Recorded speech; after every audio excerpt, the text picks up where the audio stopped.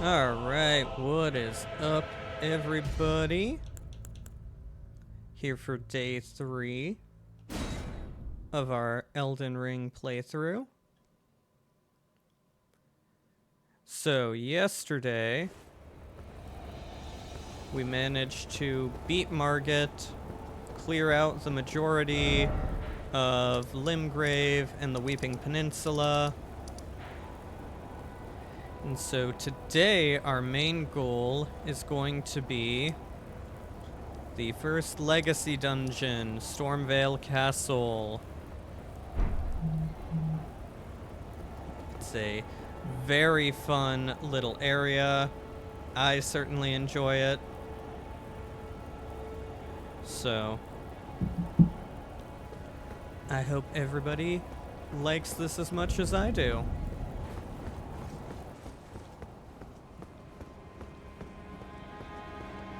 Now, the thing that really always weirds me out about this is we have that grace from when we killed Margit, and then we instantly get another grace right here, and I just do not understand the placement of these. They're so close, and there's nothing between these that would really, you know, give us trouble and require the additional grace. I kind of feel like we shouldn't have got one from Margit and should have just gotten one at the front of the gate. So yeah, we're gonna come down here, grab that, and then something to notice about the legacy dungeons, but Stormvale in particular, is they like to have these little hidden walkways. Usually you can easily spot them.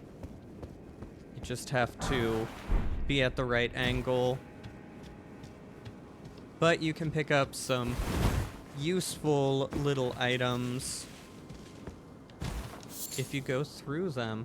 Also, something that you'll see a lot in Stormvale is locations like this where you can tell that there is another location or some loot or something, and you just need to find the way to it. So, with that, we're going to exit.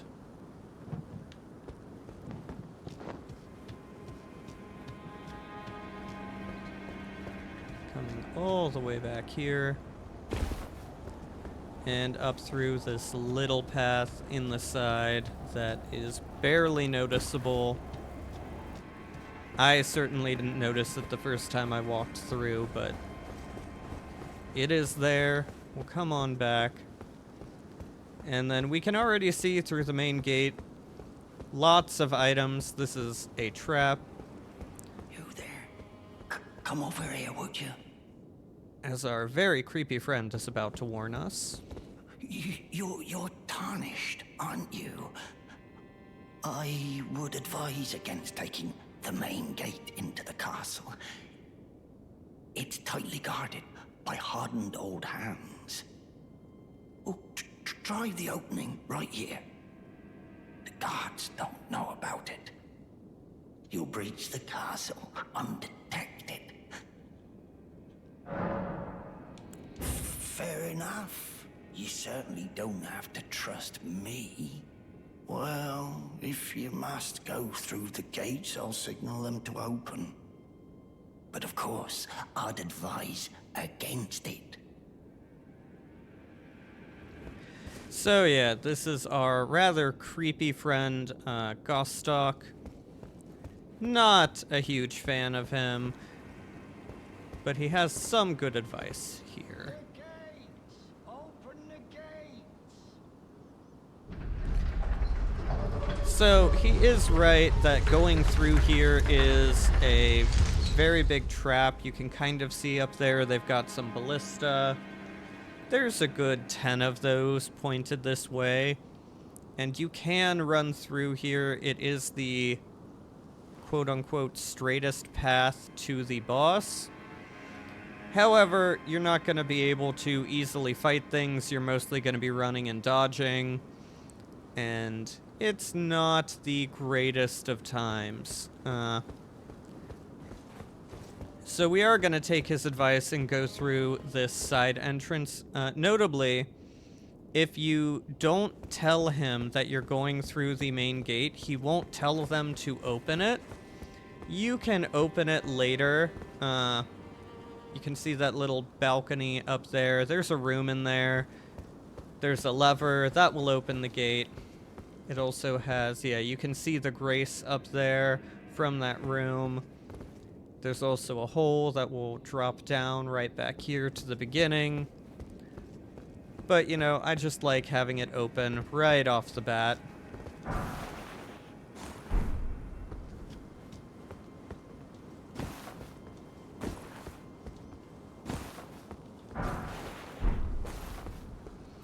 Yep, so we're gonna come on up through here.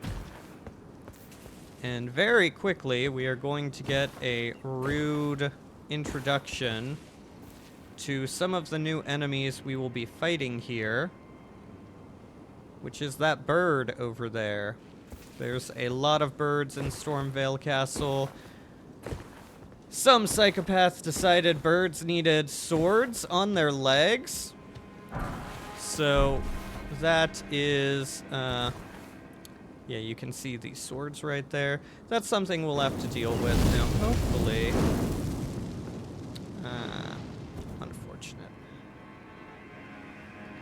That is one of the bits I dislike about Flame Sling is it can be a bit too short range. Let's see, we'll try a little closer. There we go.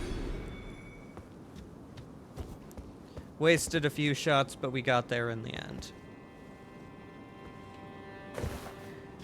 There are much better ranged invocations later on, or incantations. Sorry. They've got a lot better flight path, just overall. Would recommend them over Flame Sling, but right now, this is the best we've got. And it certainly does the job, so you can't overly complain about it. Especially when the enemies are down lower than you, it tends not to miss. The real trouble comes in when they are above you or on level with you. That's the part where distance starts to matter.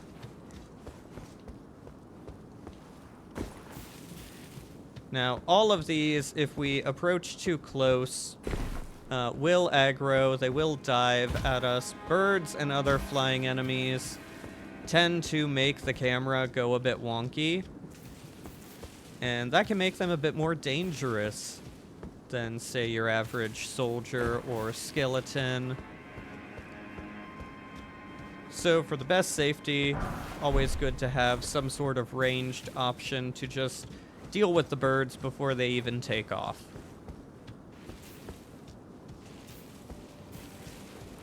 There is actually a much worse bird further in the castle. I think there's 2 or 3 that also have a flamethrower on the head.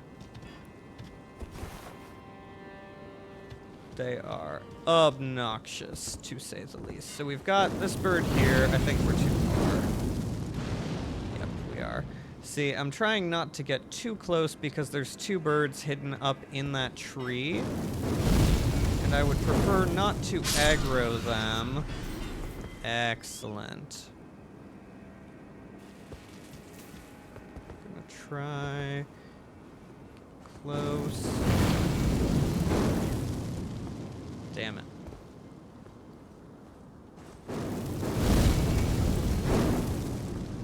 Ah.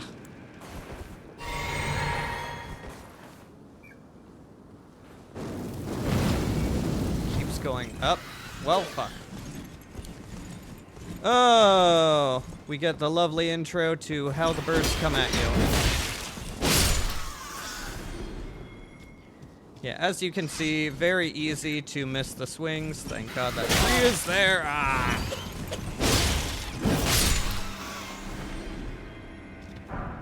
Yep. Ooh, that is a really good dexterity sword. If you manage to get it, I've heard it's really good. It is a rarer drop from them, so we got incredibly lucky there.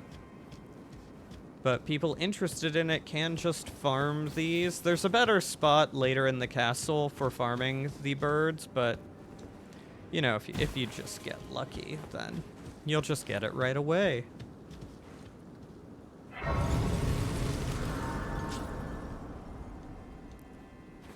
So yeah, we have a useful Site of Grace here that lets us skip the birds. Ah, yes. I should point out, after we deal with these guys, that there is a very obnoxious mechanic in Stormvale Castle that you should be aware of. This guy has a horn, so we're gonna just go ahead, get him quickly. Doesn't matter, because we got him up here where these guys already were. You can see from the bloodstains, it is annoying to fight these guys. Depending on how your weapon is. Well, we're not bouncing, but the wall on our right can very easily make you bounce. In which case, oh, that's right.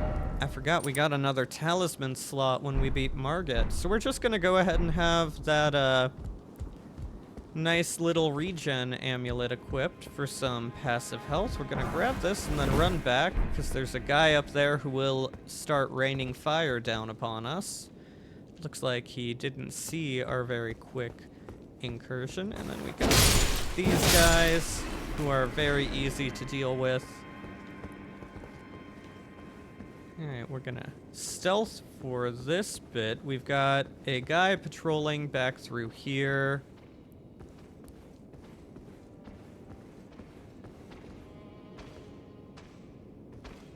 Ah. Well, I was hoping the boxes would be enough to shield me from him. It appears not quite enough. The claw hand weapons are pretty cool. We're gonna showcase them. I don't overly use them. But, you know, they are cool for a dex build. So you can one-hand, but the true strength is... Oops. If you two-hand them, you just use them and can be Wolverine. And unlike most other items in the game, the fist and claw weapons, you don't require two actual different ones to dual wield them. If you try in two-hand, you just auto dual wield. So that was everything here. Yeah, so an interesting mechanic for Stormvale Castle that you should be aware of is when you die, that creep from the beginning, Gestalk, steals a bit of your runes. So every death here punishes you a little bit more, just because he's there taking away your runes before you can even collect them. So the more you die, the worse it is.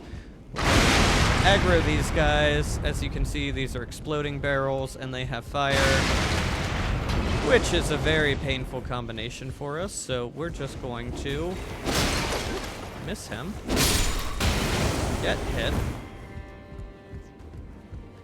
And take our revenge. You can see that guy over there is prepared to do more of the same. But we also have this gaping hole in the wall. Now, this is the destination we want to go to. However, it is locked, and we will need the key. And this is a pit into nothing. So don't fall into that. That is death. So this hole in the wall leads to another outer walkway. Plunge attack. Yep. Be careful locked on when you're on walkways like this. We are also not going to use Lion's Claw because I don't overly trust it to not launch us into oblivion. So yeah, a conveniently placed other hole in the wall. How do you reach that high, dude? That is impressive. That will let us back in on the other side of here. These are more exploding barrels. And that guy had more fire bombs that he was gonna throw at us as soon as we got too close. As you can see, people like to leave messages under where these boxes will spawn. Mostly to make you think there's potentially an item under there that you can get, so don't be fooled. Don't get excited. Most of the items in this place are plainly visible. You just have to look for them. So yeah, we're gonna drop down here because there is an item. Oh, we missed a loot drop here. Ah, yes, glass. I don't actually know what glass shards are used for in this. Probably rainbow pebbles, if I had to take a guess. So, we have another door here.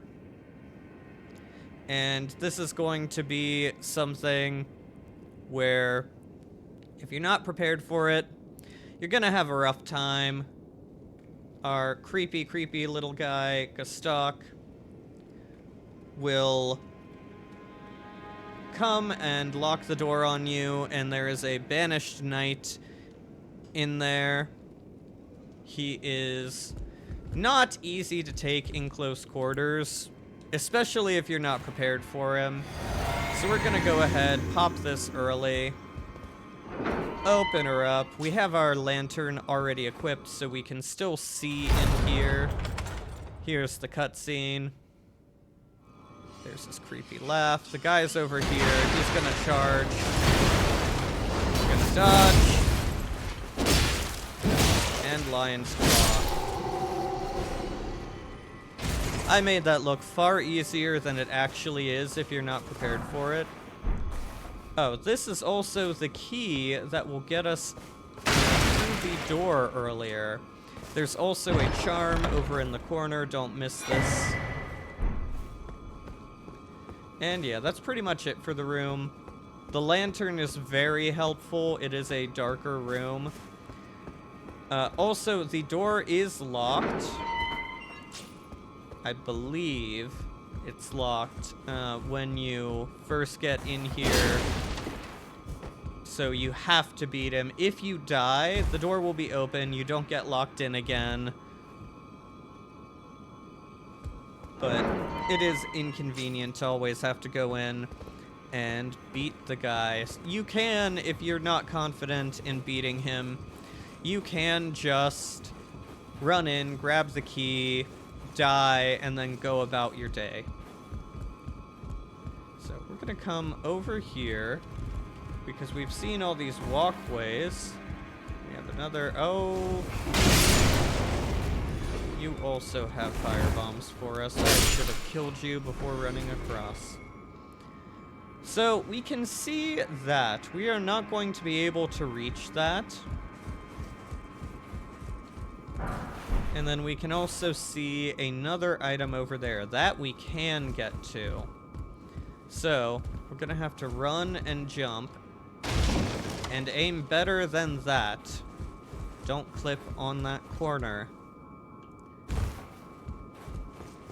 It will look just as embarrassing as it did for me. So hopefully in your game you don't have anyone watching that failure. So you can ignore it and try again.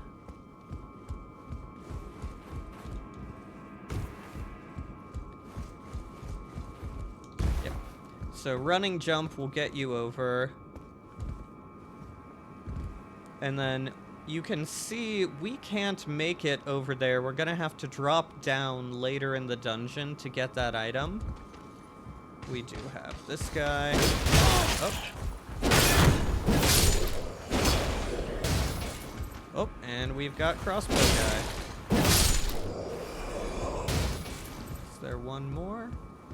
Nope, that's it. We can look down, see the grace, see the bird area from before, see all the walkways. And this is a good great hammer for people interested in that.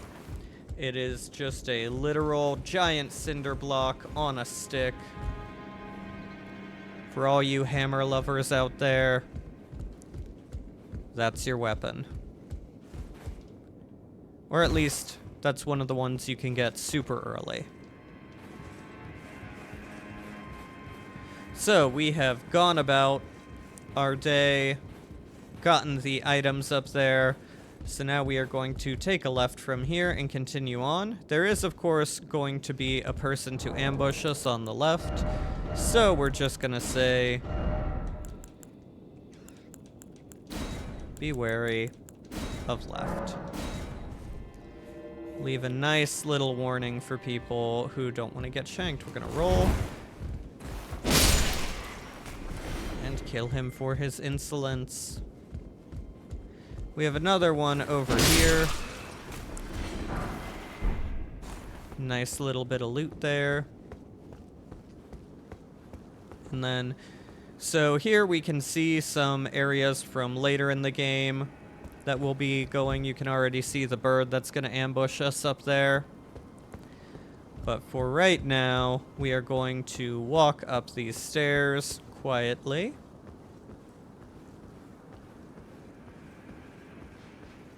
And you may be able to hear the thumping steps of another banished knight. Let's go ahead, refill our focus points. And we are going to backstab him.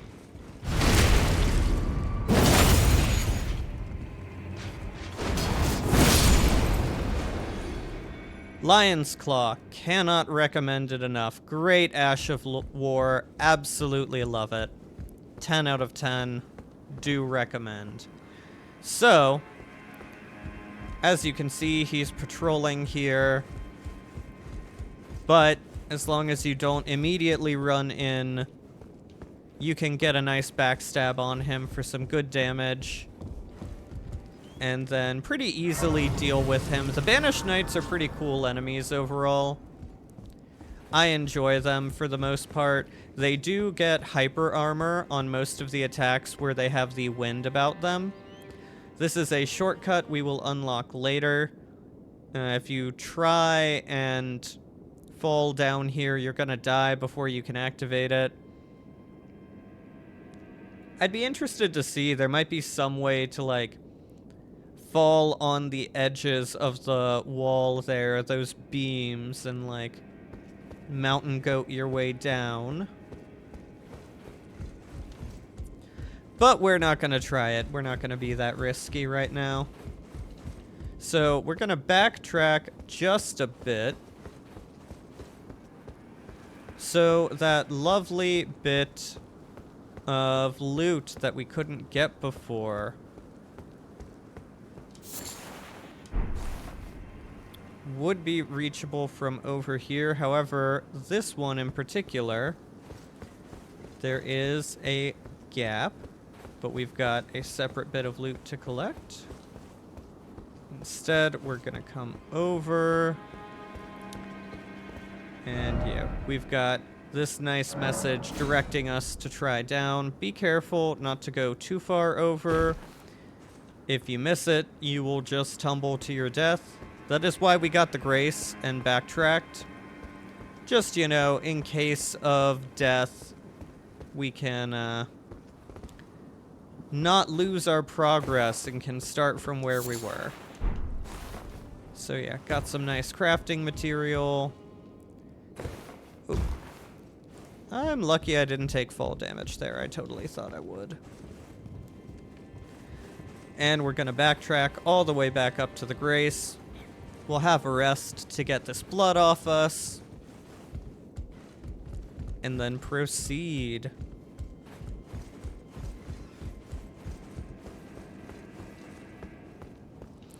God, you can also hear the birds just in the distance. Nice little ambient noise to warn you that there is death in the skies and it does not enjoy you being here. So before we rest at the Grace, this is a very nice intersection. Lots of different paths we can take. So there is up here, you can walk up, go along the rooftops. There's plenty of stuff to deal with. We are going to get this loot. Now, Gustok will appear here at some point after you rested. You can talk to him. He doesn't really say anything worth hearing. But, you know, fun little thing if you want to meet with him again. There's obviously an elevator that's not accessible now. We have to get it later. I'll show you where. I'm not going to go for it quite yet.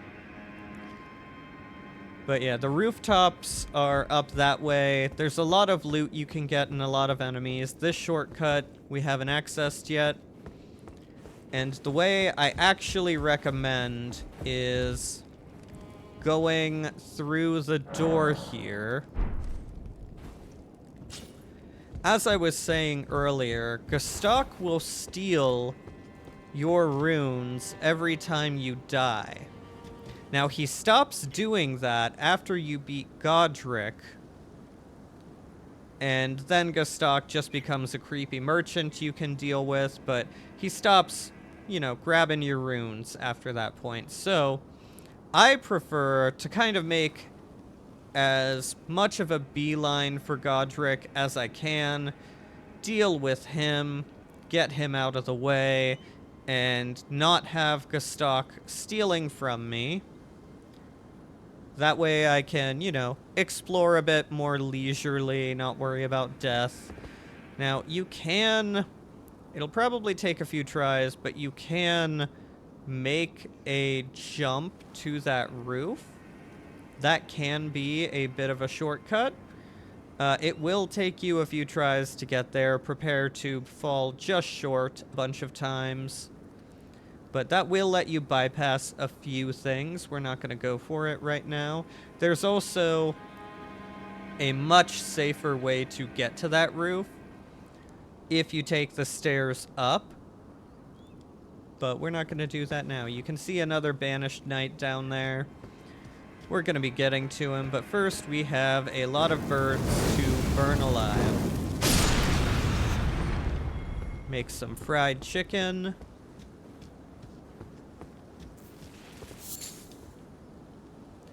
This is another one that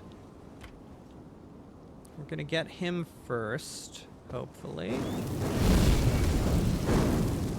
Nope, okay. Maybe if we at least hit the barrels. Really? You couldn't explode a little bit bigger? Fuck.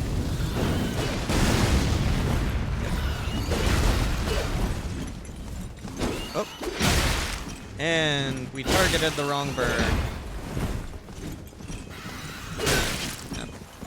Hello to you. Hey, buddy. So, preferably, you don't have to deal with them like that. But, like I said, Flame Sling is a bit short-ranged. And in that case, they'll aggro before you get in range to deal with them. They do throw the exploding barrels on you, so you do have to be careful and try to dodge those.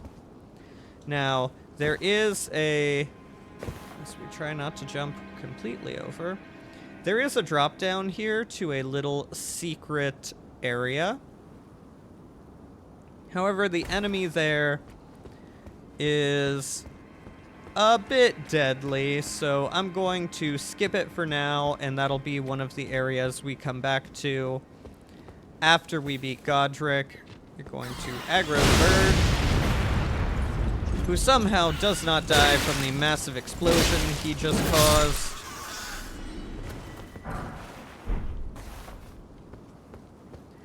Now, normally I would heal up when I get this low while exploring, but I know that we're safe for a bit yet. Not a lot of enemies that are going to aggro us for a little bit more, and we've got an NPC to meet and talk to. So that is a nice little area we'll get to later down there. We can see where we're headed. The path is just a bit obscured from where we're standing, so we're going to come around here. You can climb up and down this ladder. You can also jump down this hole safely. However, there is a bit of loot over here that we want. And a nice little window entrance to our very safe space where we get to meet our friend Rogier. He's cool. You can summon him to help in the Margit fight. I did not.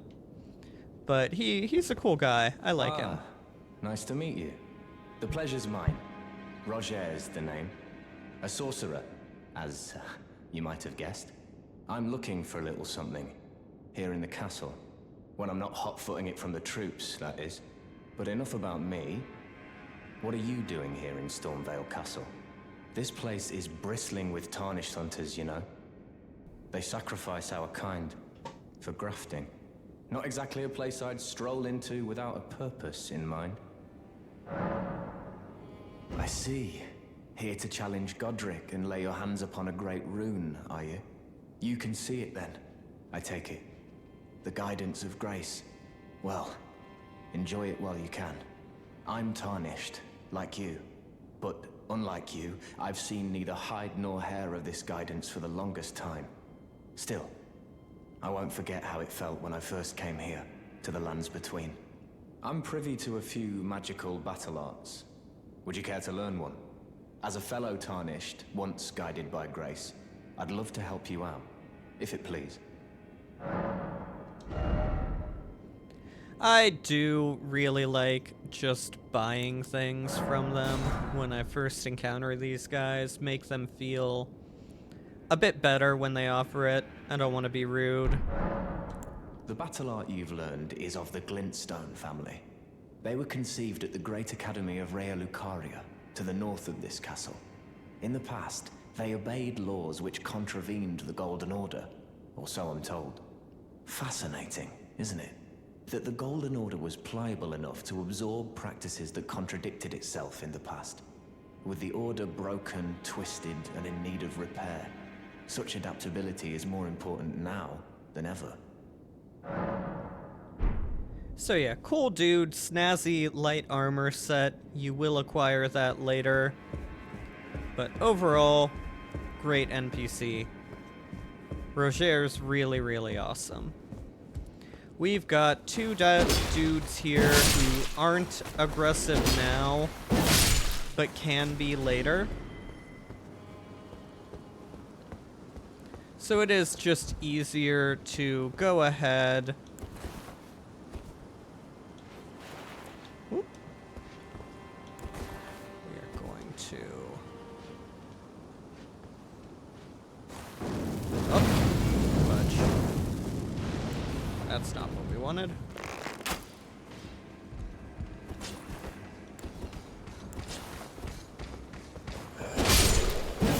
We're gonna aggro that guy. Deal with him before the night. Oh, fucking hell!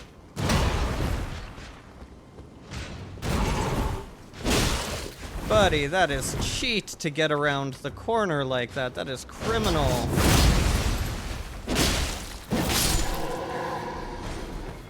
That was some grade A bullshit if I have ever seen it. Holy fuck. Yeah, their dash attacks can be hard to avoid. You'll get in the hang of it if you fight them enough, but the Banished Knights are probably the deadliest enemy in the castle that you see on a regular basis. There's a few more one-offs.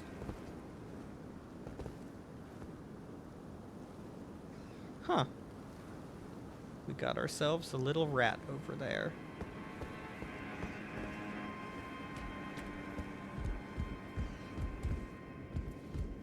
Yeah, some enemies there are one-ofs that are a bit dangerous as well, but we're not going to overly worry about them.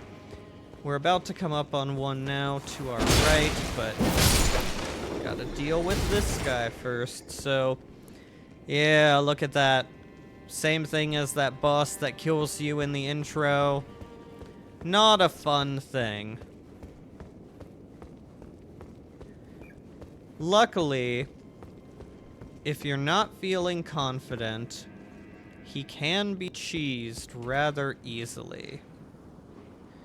So we've got a few things that we can do here, but the main one I'm gonna go for is taking out this Banished Knight. The main reason I want him gone is he's probably the deadliest and most mobile thing here. So backstabs are wonderful. And then a nice lion's claw to lay him out.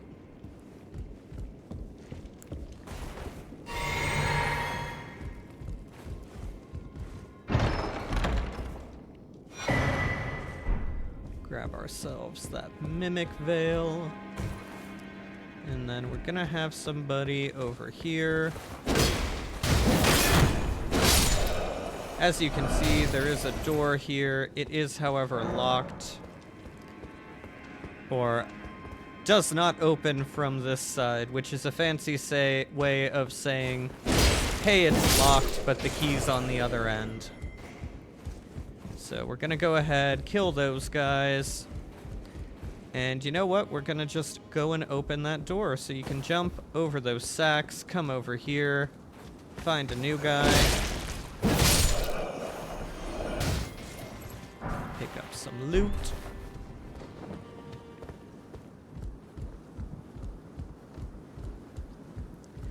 And then walking around here, that is the room that had the Banished Knight in it earlier. You can see there is another walkway under us.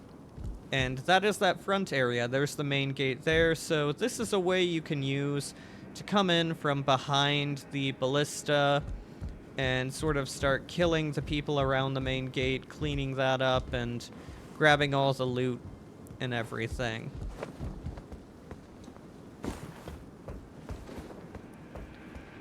Just checking in case there's any loot. But most importantly, there's a guy there. Oh, we whiffed. We still easily kill him and open this door from the other side. Now there is another guy here. Unfortunate.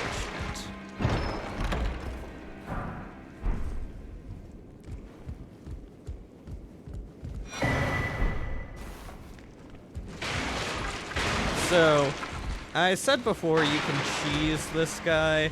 This is one of the ways to do it. He can't reach you. You can stay here above him, and some of the time he'll like back up enough to let you hit him with pots, spells, incantations. Let's go ahead and throw that holy pot. Yeah, your camera will freak out. He's not being overly generous with us right now, but that's okay. We're not really interested in killing him right away. So that leads down into the room with him. We don't overly want to go that way either. You might be able to lure him closer to the stairs over there, which he can't climb up.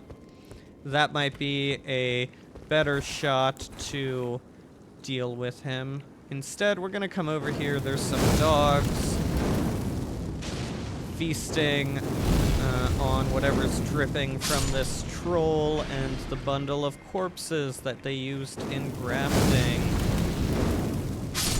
So we're gonna go ahead, sling some fire.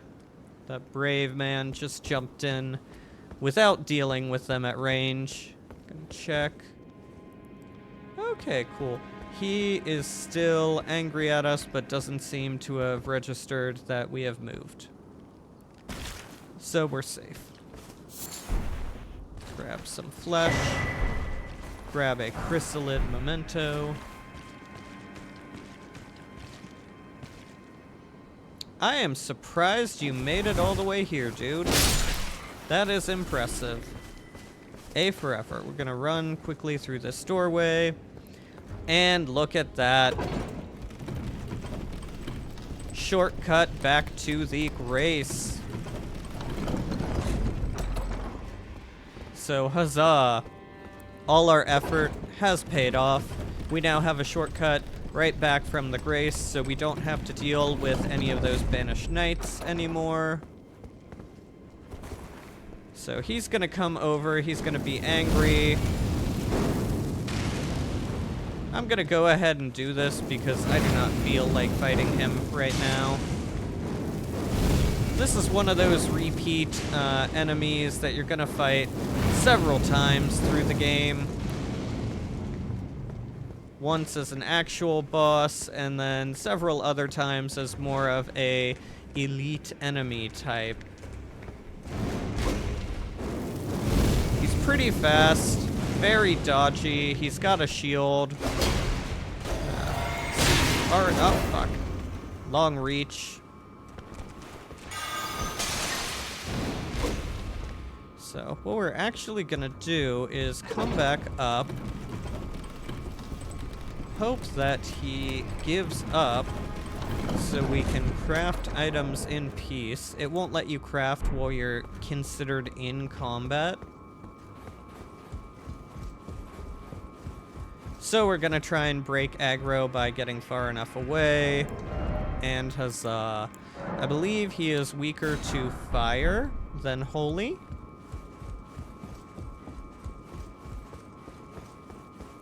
So we're gonna go ahead, come back. If these don't deal with him, then I can always pop some starlight shards. Oh. Look at me going in unprepared.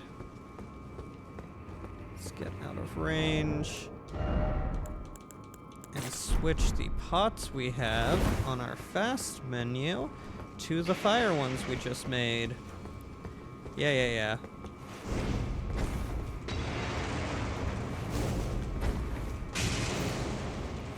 Fire does pretty decent damage to him.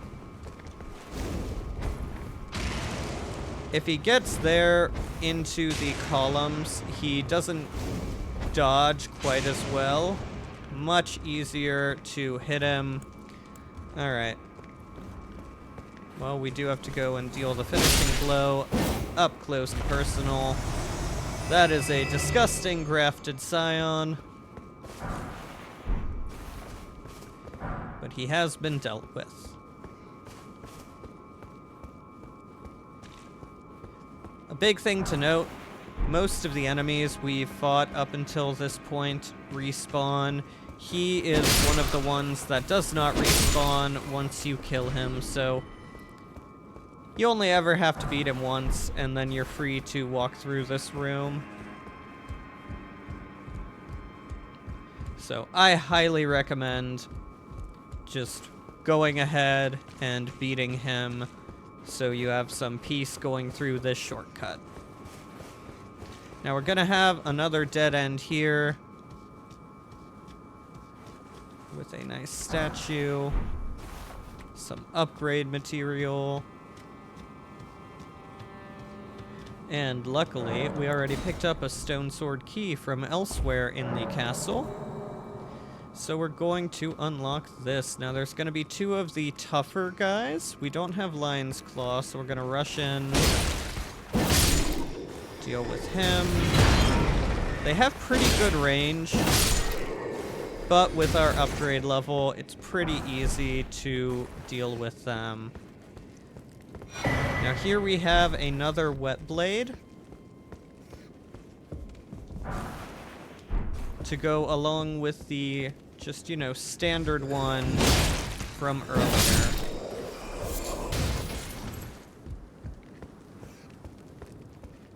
So the standard Wet Blade that we got lets us switch Ashes of War on our weapons. So you can trade them out, very useful thing. Not everything has as good of an Ash of War as the Claymore's Lion Claw. A lot of them can be a bit less useful.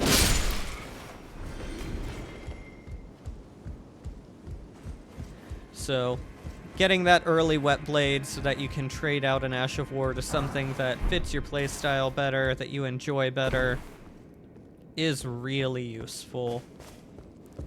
Now, quick side note, we're gonna have to go through here. However, there's a bunch of guards, so we're not gonna want to rush out. You can. It can be very fun and chaotic to take them all on at once. You can summon out there, so it can be a grand old time. We're not gonna deal with that right now. We're gonna go back, sit at the Grace, and deal with this like we would in Skyrim or Assassin's Creed. Yeah, so the Iron Wet Blade that we just picked up does the same thing, lets us trade out Ashes of War, but the... oh, wow. Oh, we're at the point where that many runes isn't an auto level. Huh. Well, luckily, we've robbed enough graves to make up the difference. For all you hoarders out there, don't feel the need to hoard those golden runes. Several of them can be farmed from enemies if you really want them, and you find a ton of them. We're gonna go ahead and keep pouring points into strength. How many arrows do we have?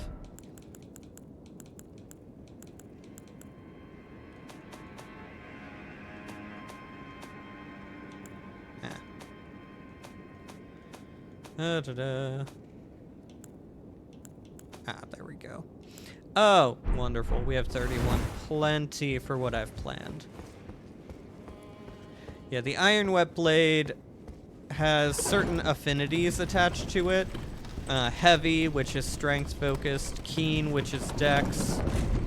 Quality, which is a evening out of dex and strength. So when you apply Ashes of War to a weapon while you have the Iron Wet Blade, you can change the affinity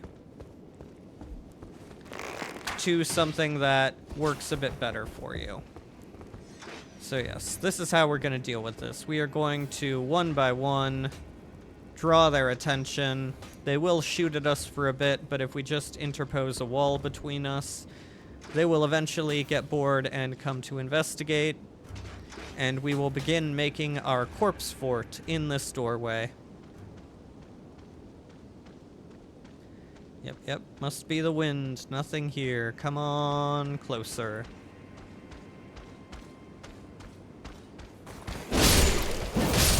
And there we go. The start of a glorious corpse fort.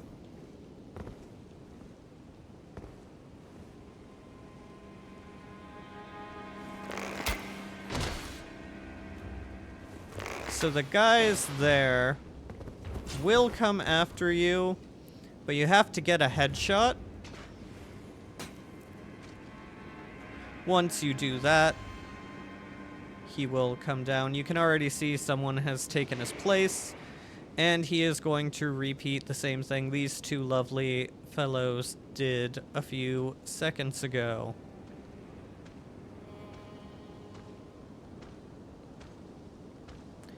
Yep. Come closer, come closer. Join the corpse fort.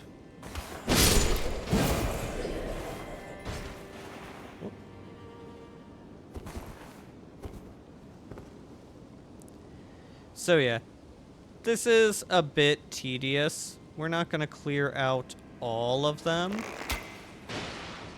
but we are going to clear out a good amount of them. The big things are, we don't want to face them all at once, and we don't want the flamethrowers or ballista people to be on their things when we do this.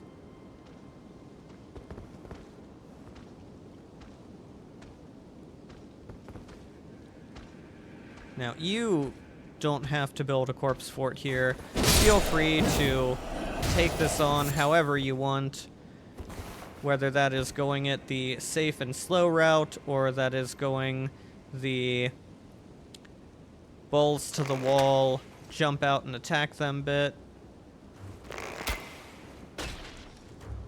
Okay.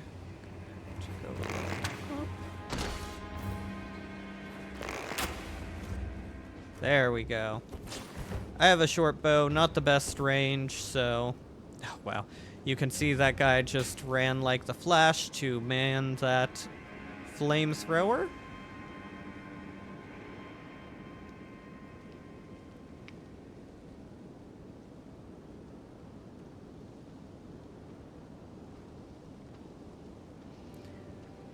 Yes, one more for the corpse fort on their way.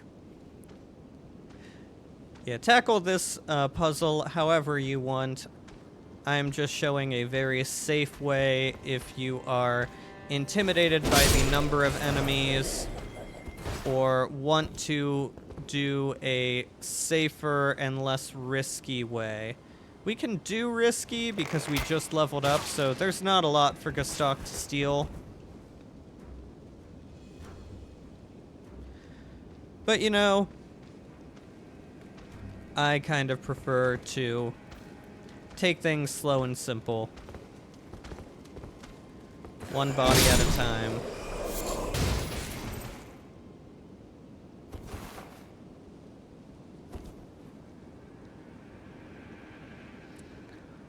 Yeah, the point that I will go out and just clean up on my own is probably when we've taken out the guy straight ahead and a few over there. Probably just one or two. We still got 22 arrows, so we're good on that. Oh, headshot the first time. You love to see it. No waste of arrows.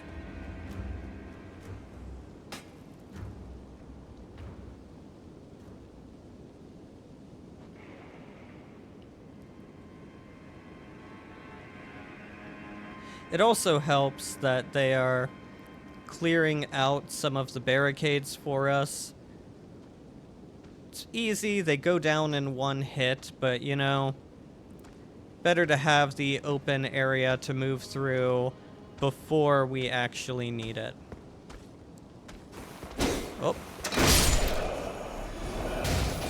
Well, I bounced off the wall, but luckily he did too. So we are going to come and sneak our way over here.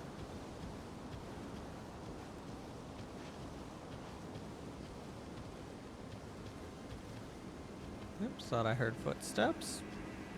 But nobody has noticed us yet. Gotta take out these two. Come on up.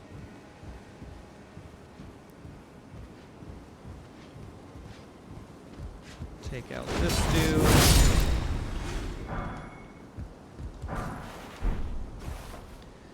Some nice fire arrows to add to our collection. Alright, here we are going to have... Oh, some rats. Now, this is a surprisingly dangerous room.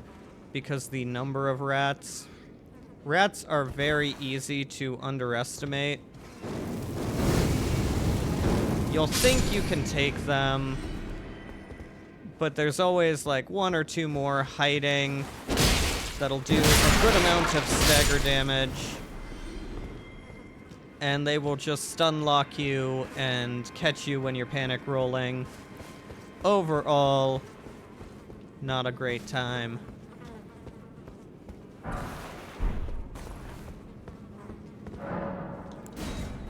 We're gonna use another stone sword key.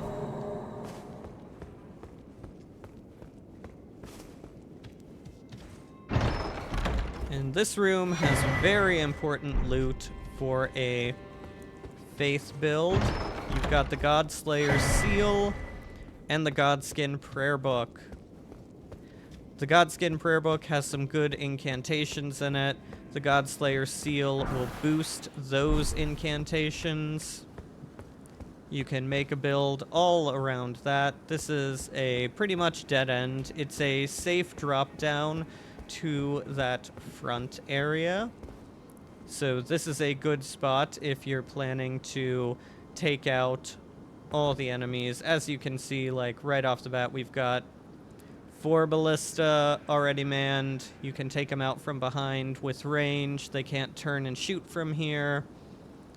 And then you can make your way over there, deal with more. We've got another path over that way that we'll come back to later. But our main quarry right now is with Godric, so we're going to go back to clearing out this courtyard and moving on to him. Yeah, we're not going to switch off of the bestial seal that Garank gave to us, because I've grown so attached to it. It's a wonderful memento of our friendship. But perhaps most importantly, it scales with strength, which allows us to continue with it without having to go into faith too much. You know, I think we can always retreat to that doorway, but I think we are good to begin. I love it when the camera doesn't go towards the one that I actually want to fight.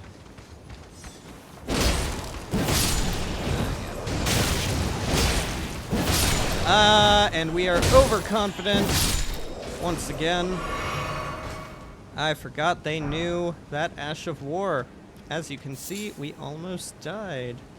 I'm going to thank the regen talisman for saving us there, because I'm pretty sure they would have killed us if we did not get that magic pixel of regenerated health. Yeah, we're gonna grab all the loot, all the stuff they dropped. Dodge him. Kill him. Yeah, as you can see, fire bombs everywhere. Not a good thing to deal with.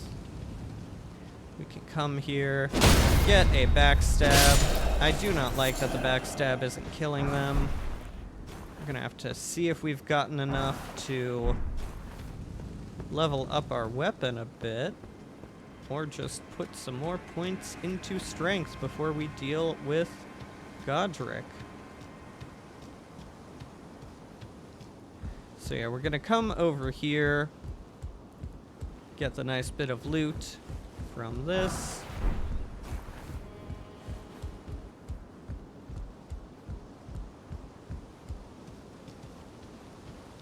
So there is a room over there. It does have some stuff we want to look at, but I don't want to deal with that dog and ogre. Now, in case they aggro us, we're gonna go ahead and preemptively have a shield, but I would much prefer to just sneak my way up past them. You can see that fallen statue. There's some more upgrade material in it, but the ogre is not strong enough to break that statue for us. We'll show you how you have to break that in a bit. But most importantly, we really want that grace. Gonna come over here. So as you can see, fuck. Well, that is why we got the grace first. As you can see, you can fall down this way. That is a way to get to this area. However, we did not want to do that. But luckily, we can just teleport to the grace we got and pretend like that didn't happen, okay? No one saw that. No one's watching this.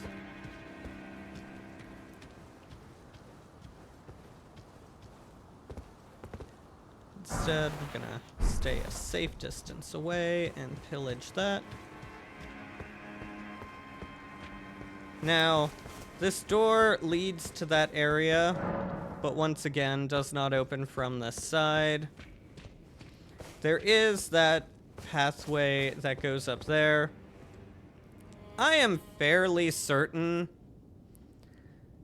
that at least at some point in development, you were supposed to take that pathway, deal with the birds and all the enemies there, and that this was something that you'd have to find up above and bring down.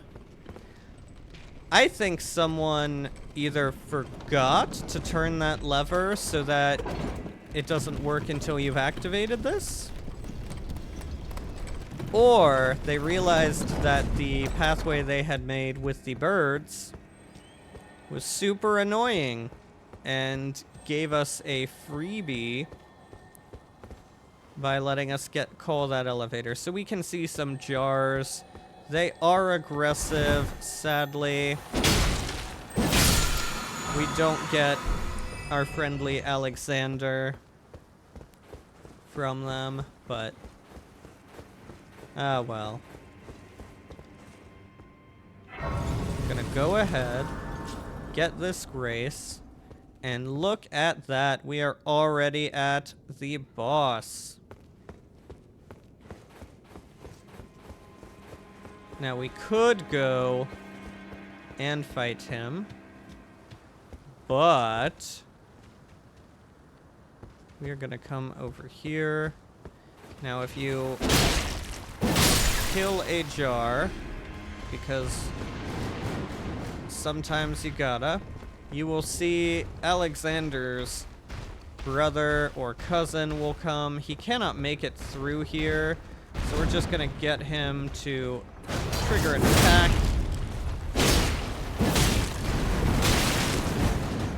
Get out before he catches you with the full thing there. So you really want the raw meat dumplings and the living jar shard. I don't enjoy killing these guys, but they do aggro onto you, and most importantly, we want the cracked pots back here. That gives us more fire bombs or holy pots as we need them. So, gotta pick them up. So we're gonna do a bit of parkour, bit of platforming.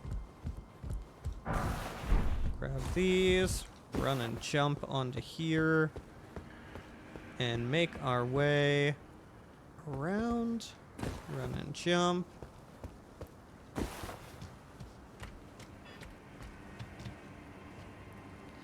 So this is one of those sections where I don't overly want to be brave, but we'll do it. We'll do it for the views. So we have a banished knight and we have a bird. We don't want to deal with these together, so we are going to take out the bird. The banished knight is kind enough not to notice the fried chicken. We're gonna try and sneak up on him and get a backstab. Go ahead. Break the shield.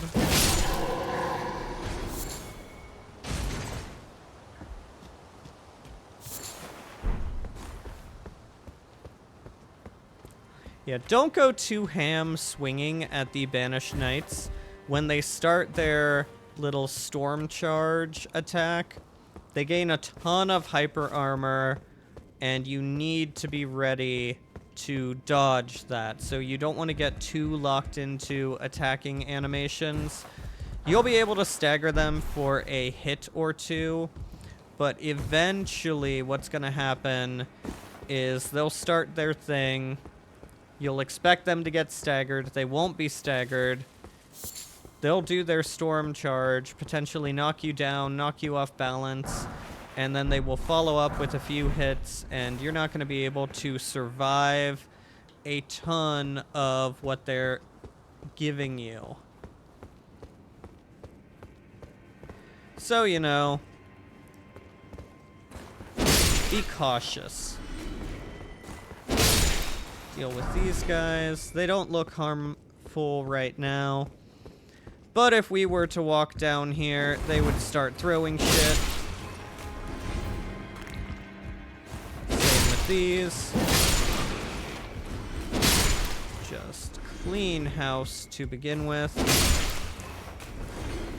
Yeah, they try to lure you in by having one or two aggro you and seem threatening. But eventually, all of them are going to aggro you and join in, so just clear them out as you go. Don't run straight to the ones that stood up first. That's a good way to end up getting people from behind coming and ganging up on you. So clearly, we have a message from Roger telling us that where the thing he's looking for is close by here. Now, we are not going to go to the thing he's looking for, because I do not want to risk death before I defeat Godric. So instead, we are going to come here. Now, it is a very big cruelty that they made that something you cannot pick up from down on the ground. Instead, you have to carefully jump up onto the ledge.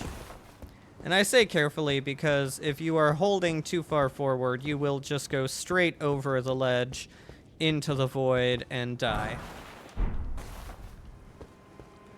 Now we're gonna pick these up, and lo and behold, here we are. The locked door from earlier. Be sure to call these elevators back and not just continue forward into the pit that is inexplicably below all of them. If these, like, went multiple directions, I'd understand it, but that's just a safety hazard.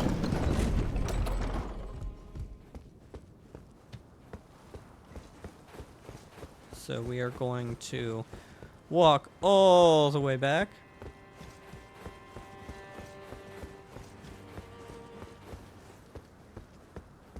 And we are going to deal with this guy. We're going to preemptively drink that.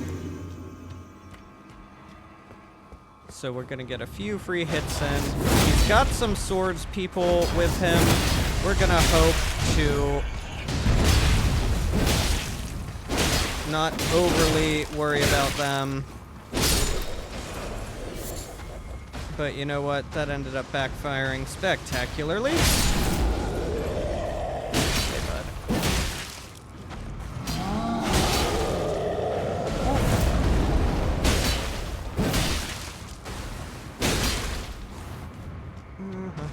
Regen stamina. There we go. Not the cleanest troll fight, but I'll take it. I didn't die. You can cheese him a bit, since he can't fit through that doorway by the grace. He does have a scream attack he will start using that will still hit you through the doorway. But you can use ranged spells and ranged weapons to try and cheese him a bit, and it'll work out just fine. Be proud. You are a fine warrior. Your mistake was a choice of master. Let the winds lift you to a higher place.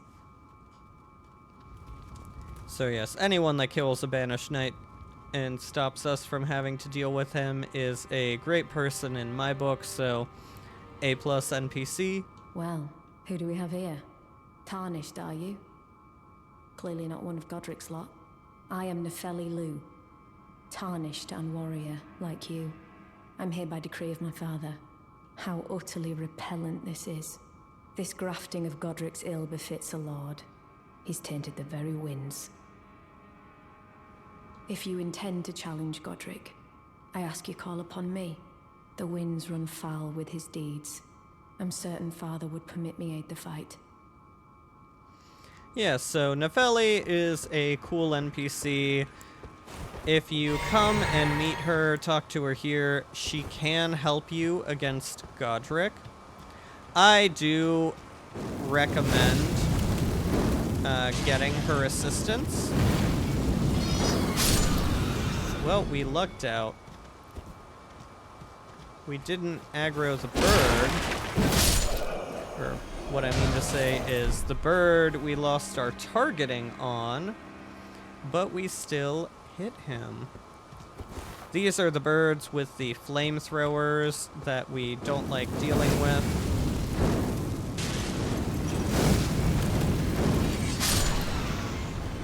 So, easy fire sling usage. Gonna come up here for the item.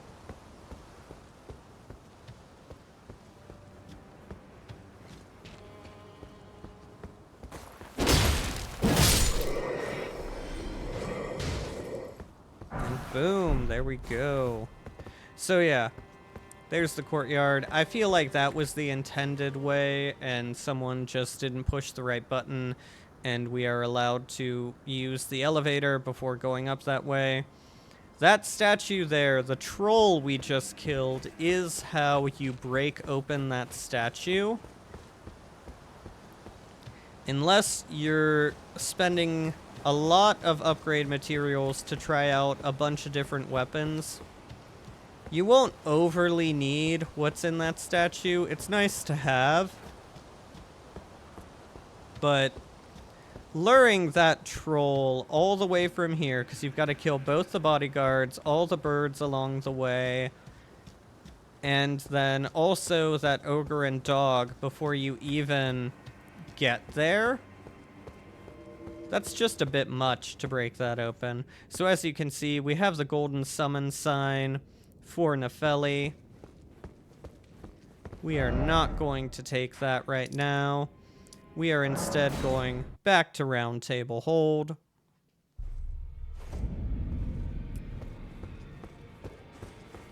So I believe we have enough stuff to upgrade a bit more. Well, where have you been hiding? I took you for dead. No matter, it's all the same. Lay out your arms then.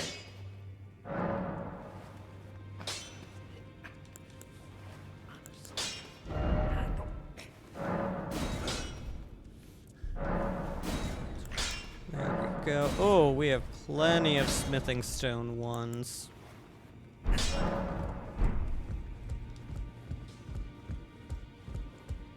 Absolutely plenty. Ah, well then. Would you... So you can give Corin here the prayer book we got. However, I don't really recommend giving him any of the stuff. May the Golden Order shine through you. Like, he's an okay dude at this moment, but Corin will move as you progress through the game.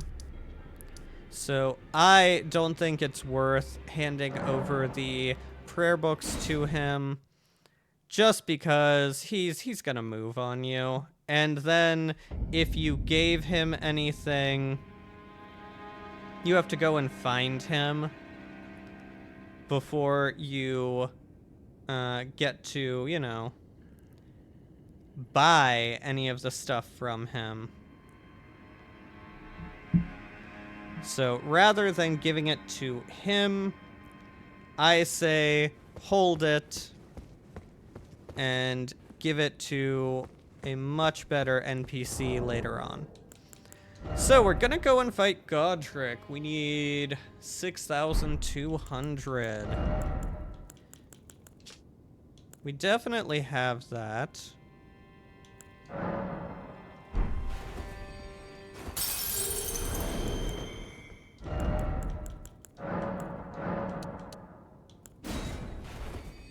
This should be... How close are we? Okay, we need 900. Whoop. Yeah, you can see you get a good amount of the golden runes. Level 1 pretty consistently.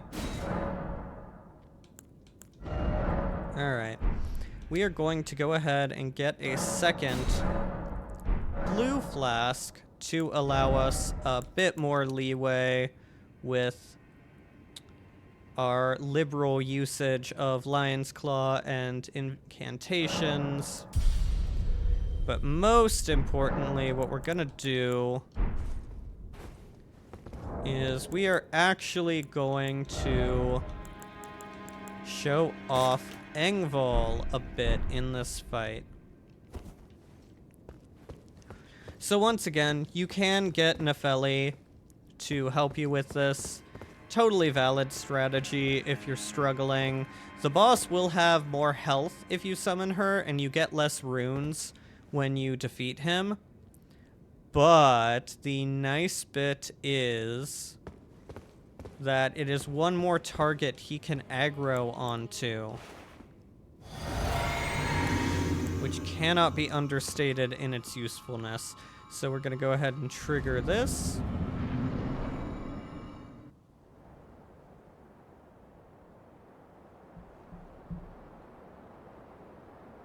Mighty dragon, thou art a true-born heir. Lend me thy strength, O kindred. Deliver me unto greater heights. Well.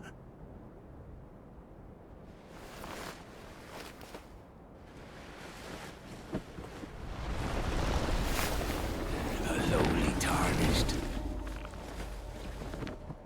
playing as a lord. I command thee, kneel! I am the lord of all that is golden. So yeah, Godric, swell guy. Alright, so we've got Engvall to help us.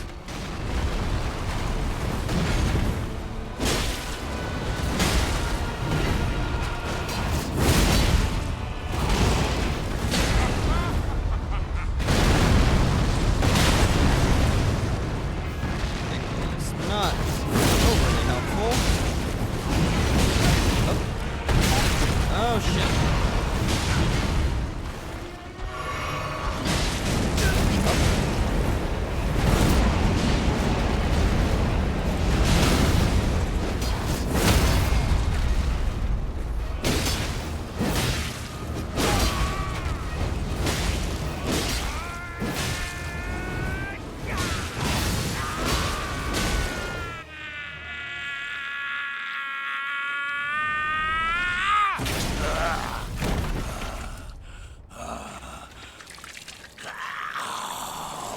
God, this is always so gross.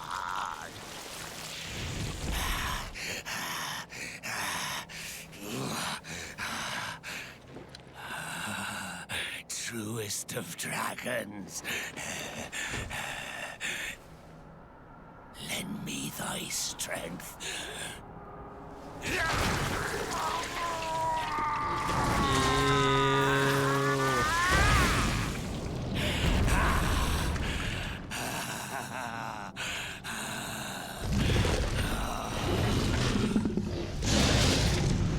Forefathers, one and all! Bear witness!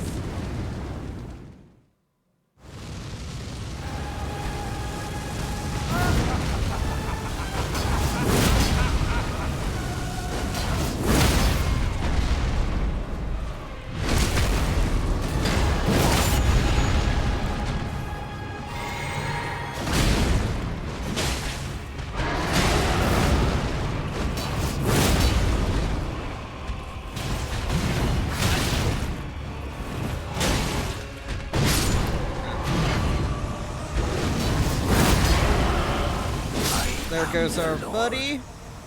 But you know, That is golden. he did his job. We'll return together to our home, bathed in rays of gold.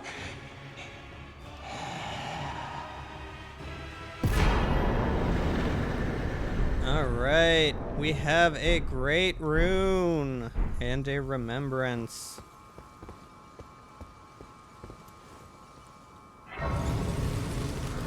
So yeah, importantly, now that Godric has been defeated, Gustak is not going to steal from us anymore. So we can spend some time going through the rest of this castle. We also got enough to level twice. We're gonna... Oh, I spoke too soon. We got enough to level once. Gonna go ahead. We're gonna give some love to endurance. And then we're also going to go ahead. You can turn this in for boss weapons back at Round Table Hold. I'm not going to use either of the things you get from him, so you can also just expend them for a massive amount of runes.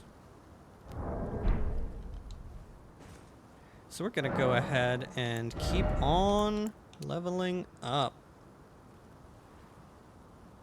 So yeah, we can level up twice from this. We're going to go ahead, get endurance up. Get strength up. And then, you know what? No. We're gonna spend some money. So like I said, Gustak is no longer going to What a pathetic excuse steal for from a us. lord you were. Craven to the bone. Pushing me about like that. And after all that grafting, where did that get you? Look down on me, would ya? Godric, you filthy slug. Feel it. Feel it. Feel my bloody wrath. Oh. Hello there. This weasel was... Godric was always looking down on me. He got what he bloody deserved thanks to you. I tell you though, what goes around comes around. He had an ugly heart, an uglier countenance, and met the ugliest of ends, eh?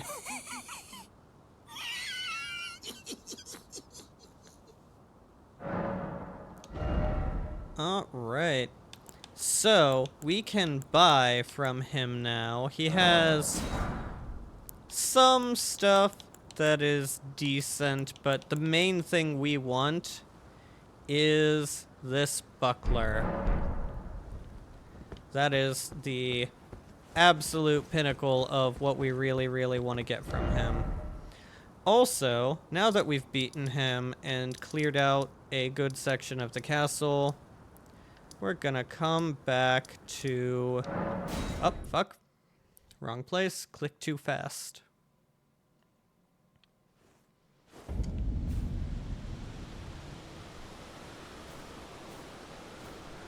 Okay. Bernal's here, which means that we're not going to have to deal with the nighttime boss that comes in that area. No, what we want to do is come back and talk to Rodrika. We got the Chrysalid Memento. We'll go ahead and find that in... yeah, here it is. Yeah, a memento of her men that were killed and grafted. And as she alluded to when she handed us the jellyfish, she can talk with spirits. So the spirits that linger here can speak with her. It was a pleasure to see you. Oh, can you pass on a message for me? If you see the little chrysalids in Stormvale Castle, tell them I love them. And that, despite my craven heart, I'm sure I'll be joining their club soon enough. I'm finally getting the hang of this whole pain thing, you know. What's this? A keepsake? From my men? Oh, goodness me. I can't...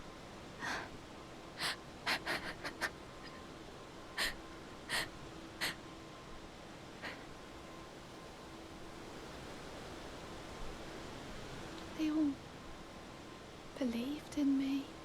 They all thought I'd make something of myself. Me, who can't do anything. I think I'll head to the Round Table Hold. Perhaps I'll find my purpose there. Perhaps I'll find my... Yep, so giving her that, we'll send her to Round Table Hold and give her some closure for her men. So happy to help with that. Now, since we have gone ahead and gotten Gustok off our ass, we can go to some of the more dangerous areas here. Let's see. We want to go ahead and have a lot of fire pots.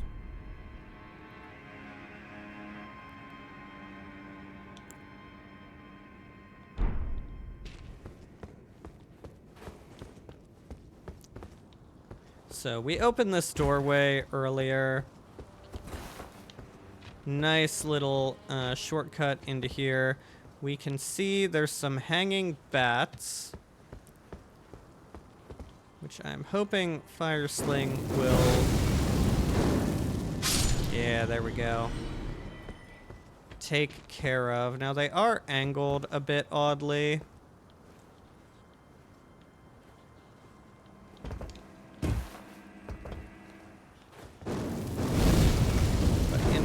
Oh, really? That... oh, my lock-on faded just as I threw it. Unlucky.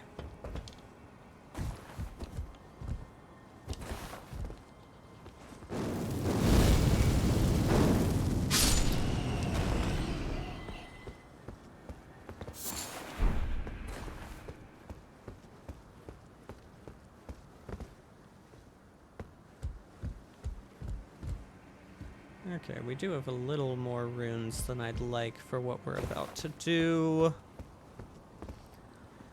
But that cannot be helped over much.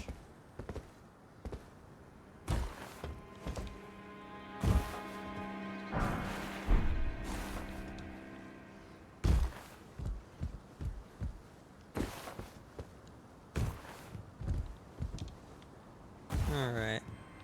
So we are coming to an area with rats. And perhaps worse, it does have a giant rat that makes all the rules. Oop. Oh, yep. So that rat had glowing eyes, and if you were paying attention, it gave us a lot more runes than its counterparts did. That's just a mechanic that's in the game. You'll notice some enemies will randomly spawn with glowing eyes. Here's the giant rat that makes all the rules.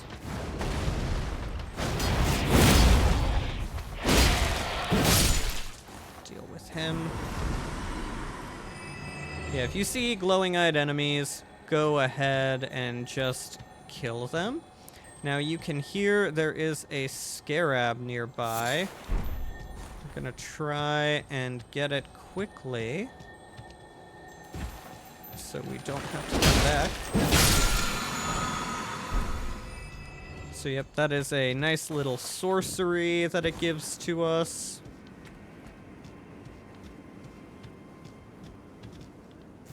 I don't want to do this. Alright. We are gonna go ahead, preemptively get that. Preemptively use some fire grease. Pray for me, chat.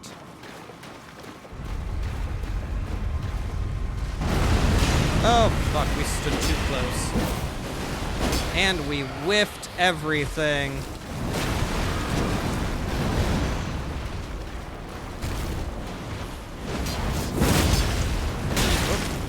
Fuck. Whiffin'. Oh, fuck.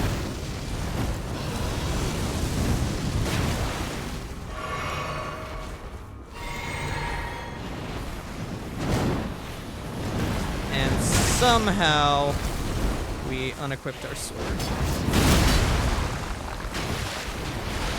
This is not the best showing.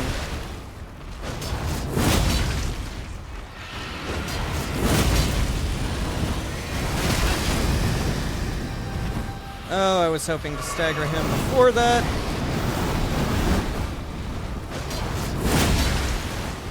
You gotta be close, though, dude. Taking a good number of lion's claws. There we go. Ooh. Oh! Alright, yep, that is an ulcerated tree spirit. Nasty piece of work.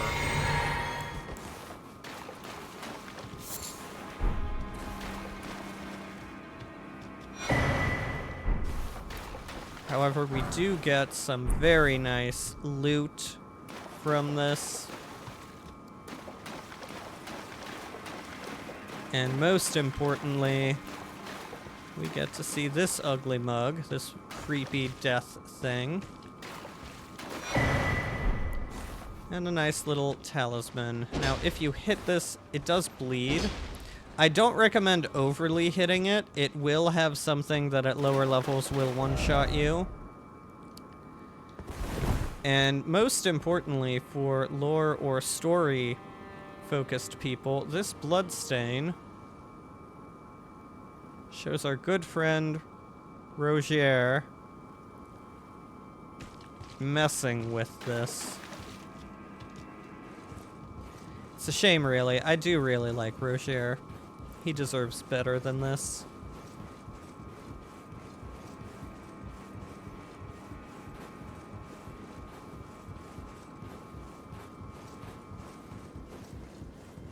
Oh, this is also one of the absolutely longest ladders that you will have to climb.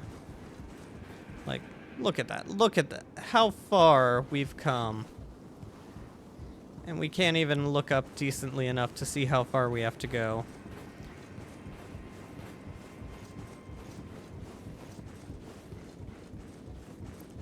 And here we go, the exit. So yes, you'll recognize this. This is where we came through. There's the room with the grafted scion from earlier. That is where that all lets out. So we have successfully gotten through that little cul-de-sac of the castle.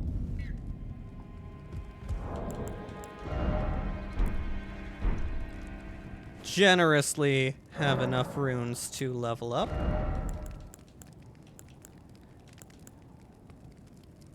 put summon to faith. We want to hit 17 faith because we have just unlocked the next area.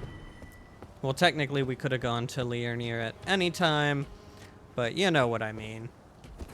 We unlocked it the way it was meant to be. Ah, god damn it.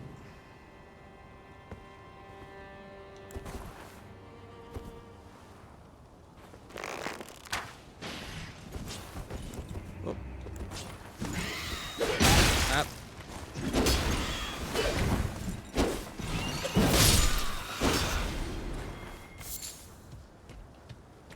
That seems to be a big thing for today. Just randomly unequipping my primary melee weapon. Exactly when I need it most. So yeah, we're gonna come over here. I pointed this out when we went through. This is a little secret that you can drop down to. So nothing over here, but you can see there's some helpful messages pointing the way and some loot over here. We've got a marred wooden shield. I feel like we got that before or something else, so these messages are a lie. They are a distraction to make you think that what's about to happen isn't about to happen. Oh, never mind. That message is the lie. There we go.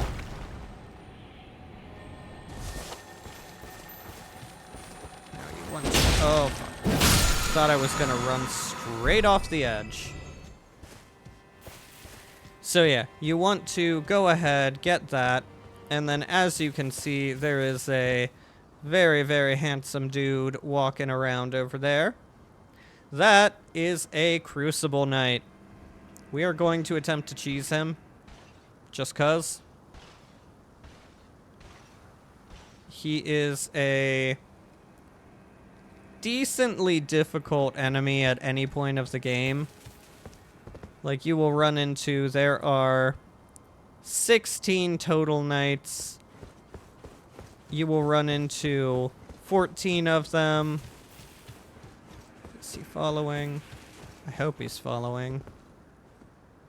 He is not following. But I'm going to show you, and we're going to just trigger it as a shortcut to get back here later. Here is an elevator.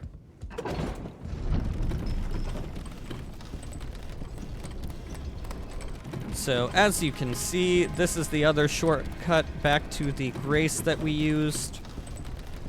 There's that Banished Knight. So we are gonna head back down. We now have access to this because we have already used it once, so the lever at the top is no longer locked. But if this still works... Whoop, yep.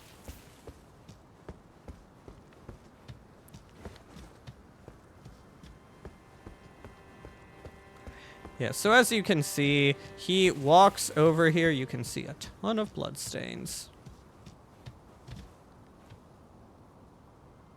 I do not trust that you can backstab him. Yep. Oh, God. He can close the distance incredibly quickly.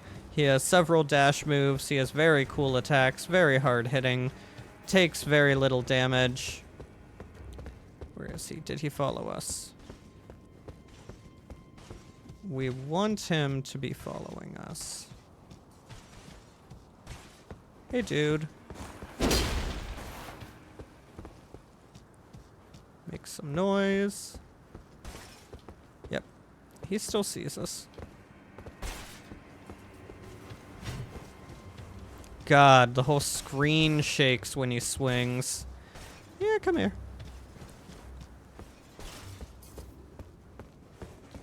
Come here, dude.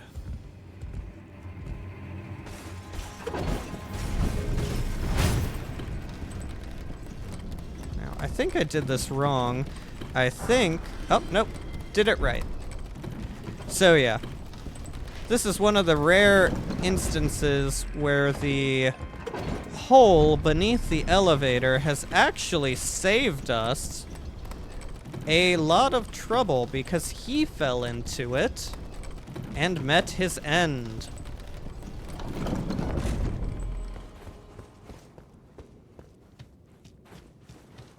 Oh, Crucible Knights are another enemy that just do not respawn at all, so once you have beaten them, you're golden.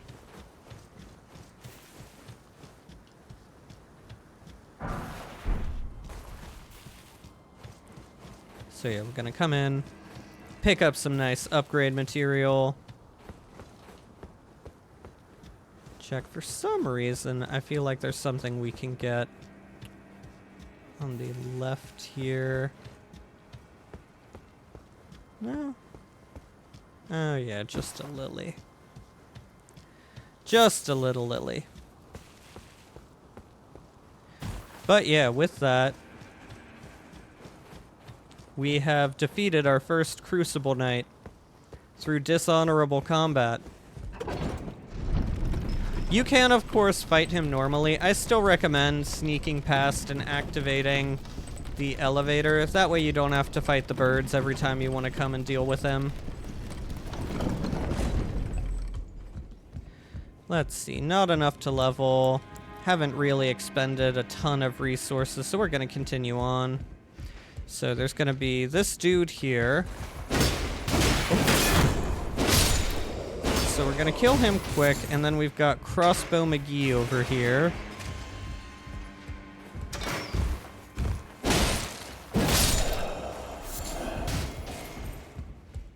So yeah, quickly kill him, grab our throwing daggers. And then I believe there's another one. No, I just think that because I keep hearing the Banished Knight downstairs. No, I was right.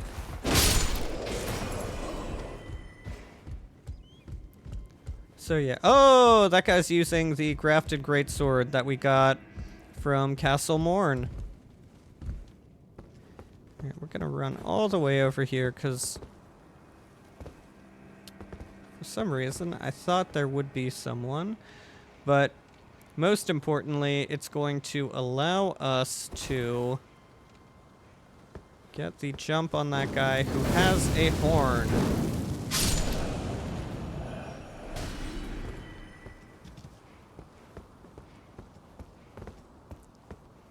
So by killing him, we have made it so that the rest of the people here can be dealt with in a more manageable amount. If you let a horn blower see you, they will summon everyone, and it will be a rotten time trying to deal with it.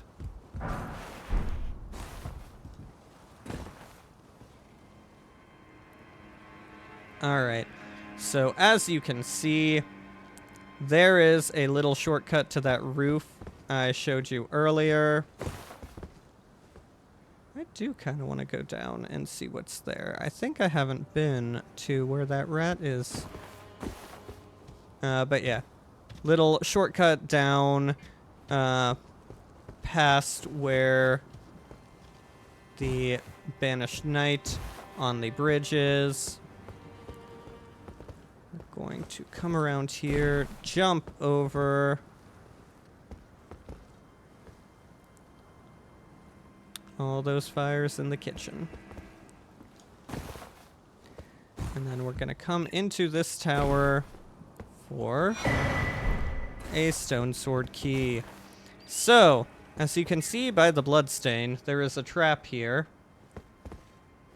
it is another of the fire-breathing birds. Praise the bird. So we are going to try and fail utterly. God, I hate the camera at times. Because it'll pull shit like that where you're in the middle of casting your spell, and as soon as you go to fling it, boom. No longer targeting, whiff the spell. Have to deal with that enemy normally. So let's see. We have that path, but what we really want requires us to hop up a bit more.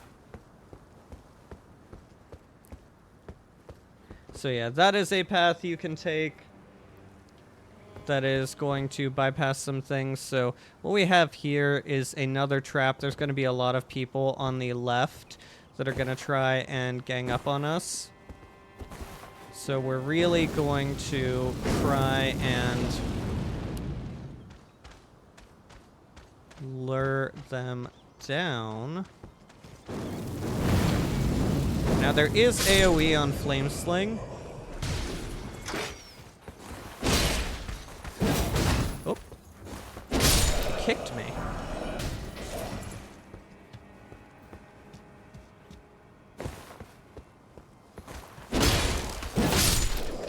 So yeah, that guy is bait to try and get you to charge at them. So the ones hiding can start shooting at you. So don't fall for that. If you have a longer reaching spell or incantation, you can very easily get him. We got a lot of birds up here without swords on them. And a helpful claw talisman. Now, you can, through some jumping shenanigans, get over there. There's nothing there, just more birds. You can, however, use this as an alternate way down for some of the upper levels of the castle. We are not going to do that, but it is possible.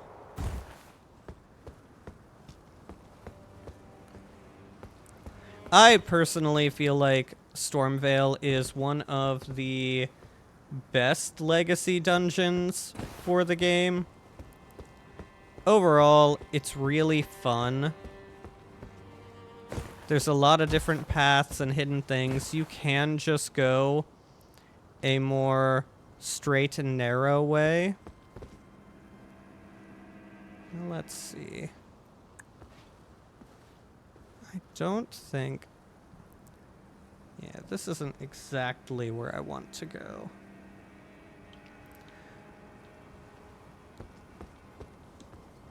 There was a place with a rat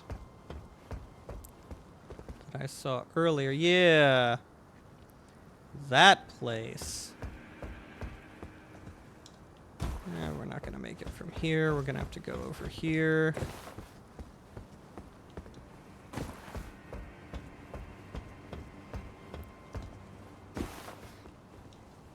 I have either forgotten what is over here with the rats, or I have just never come down here. Didn't expect unnoticed.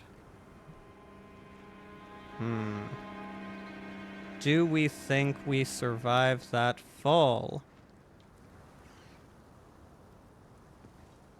Weirdly, I don't really think there is something here. But you know what? We're gonna check.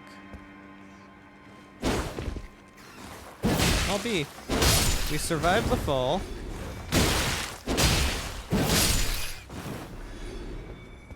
Yep, nothing here.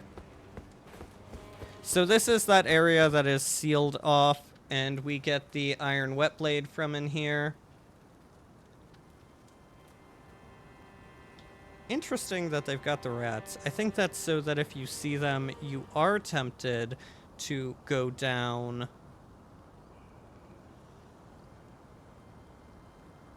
and get in through there. So, alright, what we're gonna do, we're gonna teleport back up to the Rampart Tower.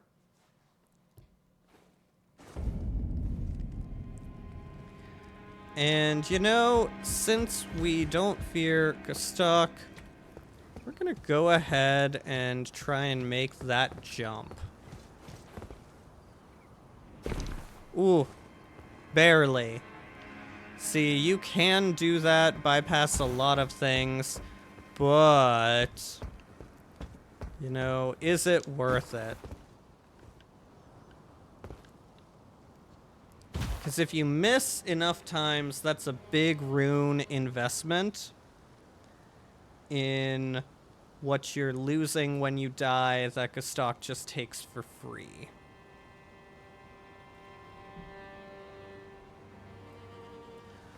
Whoa. So, alright, we came down here because the next bit that we have to clear out is the front courtyard.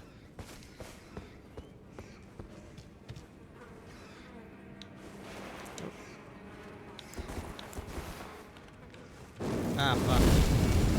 Saw me!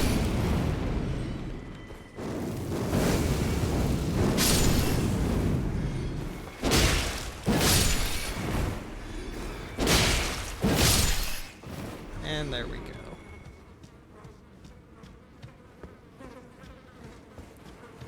So yeah, we already unlocked this with a stone sword key. We're gonna come back and showcase this area.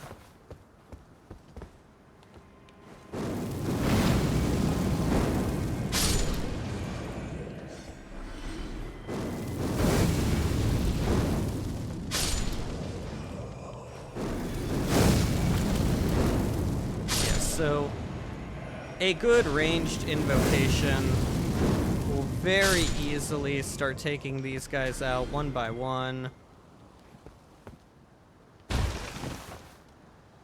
This is another good reason to have some sort of ranged option. Bows and arrows work. You just either have to craft ammo or buy ammo. So that's kind of why I like the incantation a bit better. You can use them instead of healing, but they also help you play a bit safer, so you are less in need of healing. So it's a good trade-off. Now, what I would absolutely love is if you could take over those ballista that we just cleared off and start gunning down these guys. Unfortunately, that is not an actual option.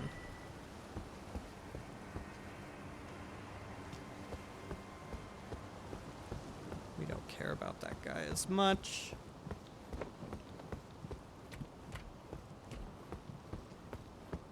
So this is another Stormvale in general.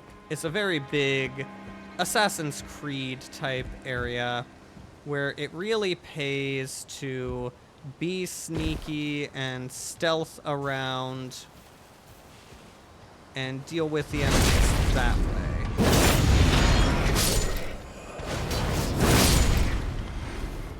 Like, you can go at it head on. There's a lot of different ways, but, you know, they've got pretty good guard spread to hit you. As you can see, a lot of these guys. We don't want to deal with them. That guy's hiding in the corner.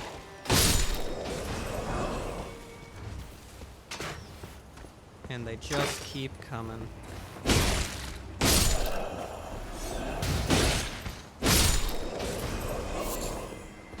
So yeah, with that, we have cleared the way to come down here, kill this guy, And finally, pick up the items here and this grace. So yeah, this is why I recommend just like telling Gustok that you want him to open up the gate for you. It's just so much more convenient to already have that.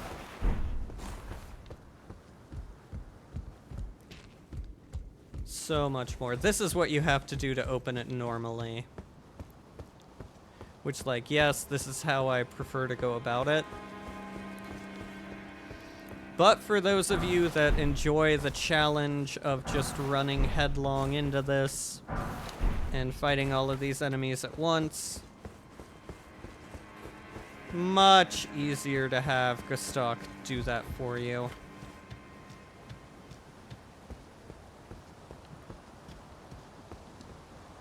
So we're gonna come around back here. We've still got these three to deal with. We're gonna go ahead and deal with them because there is the cat that I'm not sure if people noticed. And we don't want them interfering in the cat fight we are about to bait out. So yeah, we've got the cat over there. He is very dangerous, very deadly. I don't like fighting him, which is why I'm stalling for time. And instead of fighting him, what we're gonna do is we're gonna run past to this doorway. I hear ya. And the reason we're doing this is we have a grace right here.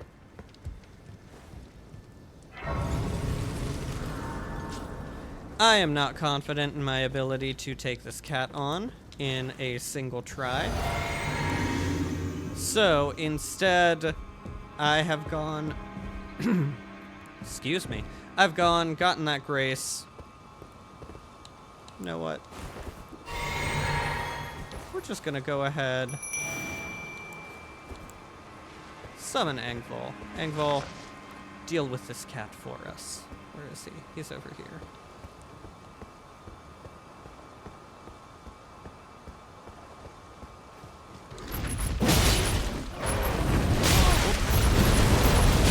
Yeah. So they really like giving the animals weapons to fight us with. Damn it, he took away the critical.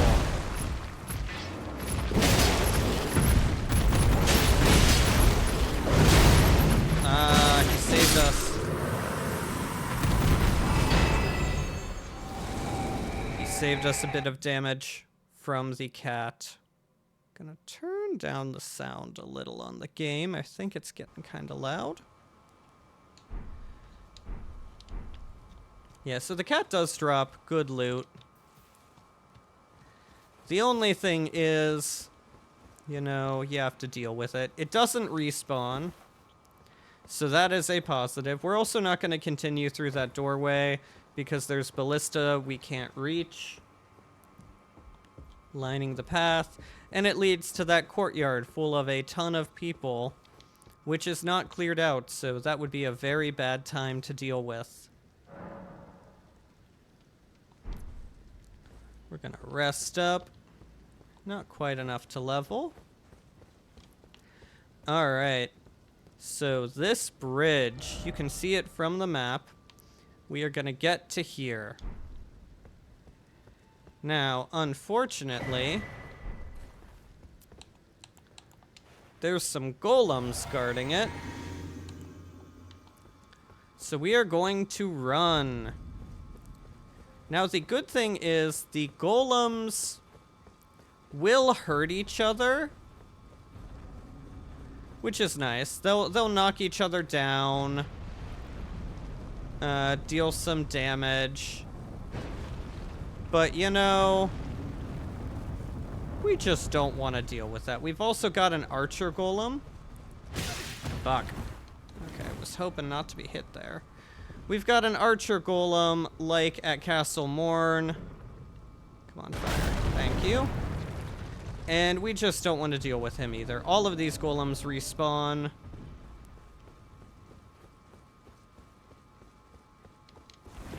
We want to get here and travel to a new location. Yeah, they respawn. You can farm them for runes. You can farm the archer golem for the golem greatbow. But we're here at the Divine Tower of Limgrave. Now, importantly, this does not open until you have Godric's Great Rune. So if you make your way over here before beating Godric, you have slightly wasted your time, because you're going to have to come back after you beat him and have the Great Rune to open up the tower.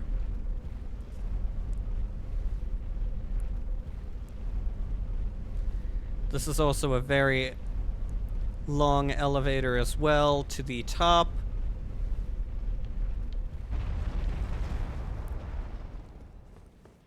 And we're gonna come out. There's a nice little grace. You also have a wonderful view at this point. Like, you can see the Divine Tower of Caelid. You can see the sanctuary that Gronk is in. You can see another Divine Tower, the Erd Tree. Oh, you can see some later game areas. Lots of Caelid. Just really nice view. A bit foggy, but, you know, not every view can be perfect. So we're going to come in here to these two fingers and restore power to Godric's Great Rune.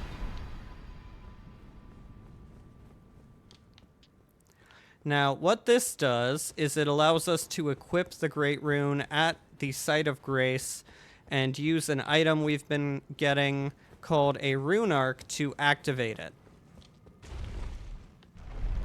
Now, each Great Rune you acquire will do something different,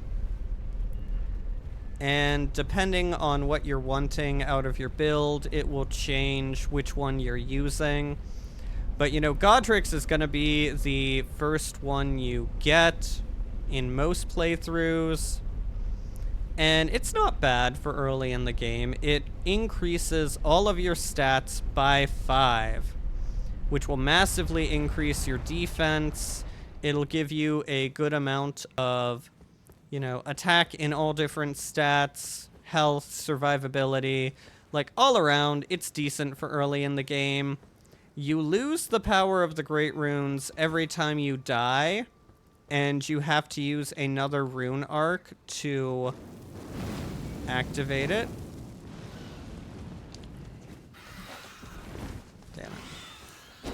These birds do not have swords, but are still aggressive and still a pain to hit.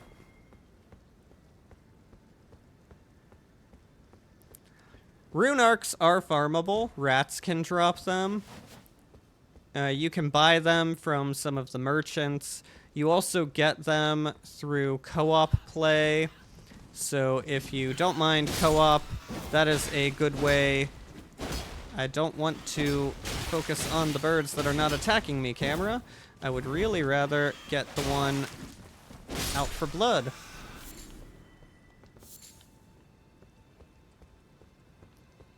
So yeah, here we go. I think there's another bird, so we're gonna go ahead and eat.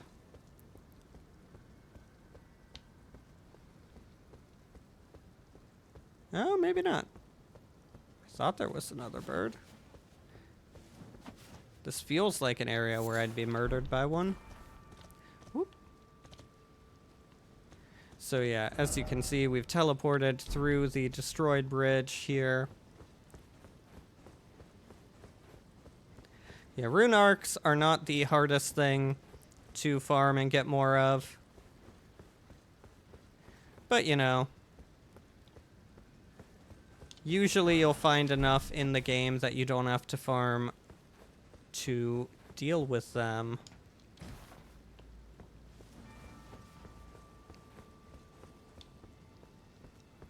Alright, I don't know why I'm walking all the way here. I can just teleport.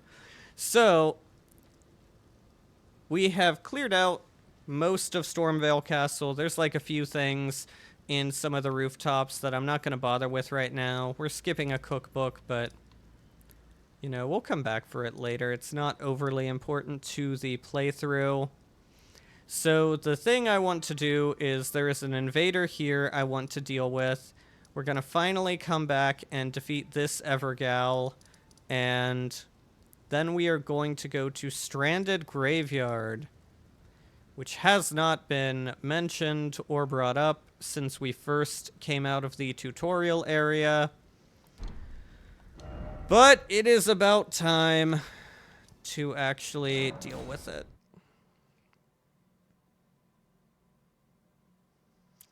How much do we need? 2,000. So normally I would go ahead and level up. You know, save runes in case I die. Go ahead and just bite the bullet, get everything out there. Unfortunately, or rather fortunately, the Everjail we're going to is probably going to showcase a very nice feature of them, which is that they have a stake of Marika nearby that I will respawn at. And it will allow me to collect the runes because you don't have to get in the Everjail to grab them. So we have our buckler equipped because bucklers have a skill buckler parry. If you are a parry fanatic, you want a buckler. It gives you more frames to perform the parry. And that's going to be very important because I'm going to actually showcase a fight against a Crucible Knight. Now, in the vein of the Black Knights from OG Dark Souls, they are tough, and I'm going to instantly whiff the first parry. And I'm going to whiff all my parries. I am very out of practice. Oh. Oh, man. That is the most embarrassing showing I have made against a Crucible Knight. But, here's the thing. You respawn at the stake, you can pick up your runes, and you can go straight back in.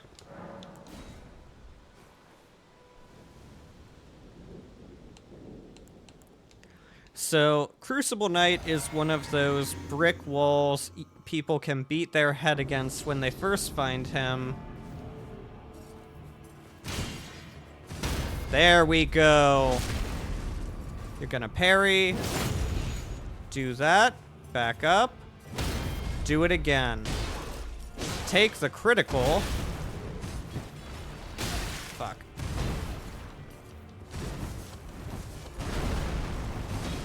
Heal.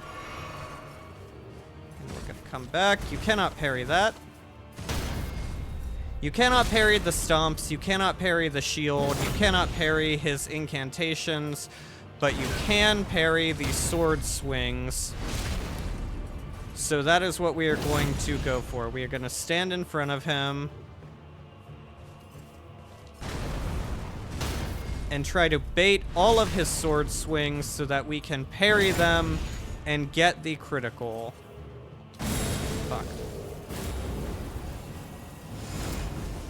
Yeah, roll into that, and he will not hurt you. We were too far. Up. Gonna heal. He can close the distance. But if you get the timing right for the parries, the Crucible Knights become a very, very mechanical boss fight that you can really easily get in the rhythm for, and they become a whole lot easier. Fuck. Gonna go ahead and heal. Ah, damn. He did his charge.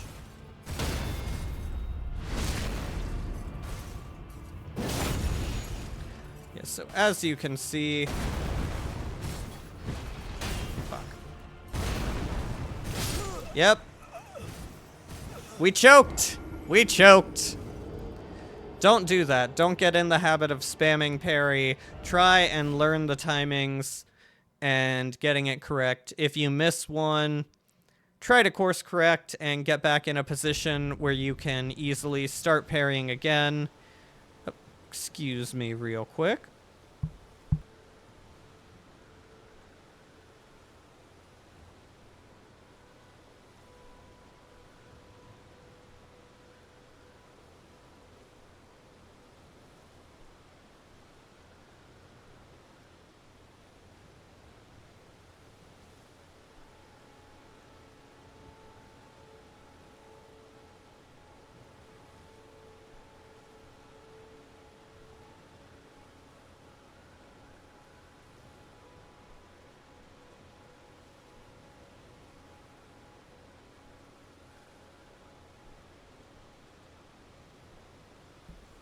Sorry about that. My cats decided to have a disagreement, and I took a minute to get some water. Stay hydrated. But yeah, as I was saying, if you miss a parry, not the end of the world. Don't spam parry to try and, like, catch it. Back off a bit, course correct. Try and get it right the next time. You can, of course, also fight him normally. Like, this isn't the only way. But if you get in the rhythm, this becomes the easiest way to deal with them. It's good for teaching parry mechanics in general, so I recommend it. Because some bosses can also be parried. And like I said, there are 16 Crucible Knights in lore, and you're gonna fight 14 of them throughout the game. Fuck. That stomp is always what messes me up. Take some time while he gets up to heal a bit. Up. Here we go.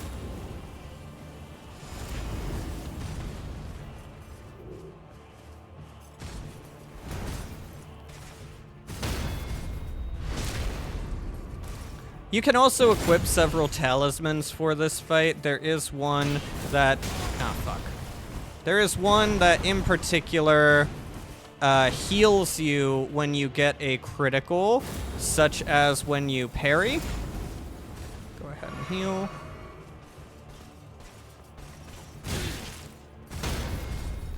So that is a very helpful thing here. It will keep you topped off, so you don't run out of healing flasks. Damn it.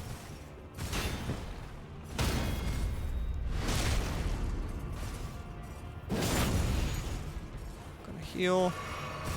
Whoop. Didn't back off enough. Oh, tried too soon. Ah, there we go. Yep. Deserved. You know, that is a thing. Maybe, do we have the Assassin's Talisman already? Did we get that? Hey, we did. We'll try this again. You know, I am not one for encouraging beating your head against a brick wall with a boss like this, but if you're close and all you need to do is just get the mechanics down, then this is not the worst thing. You can also, something we can try... Oop, camera went weird there. Is if we quickly two-hand... Not what we wanted. Oh. We're gonna flub this.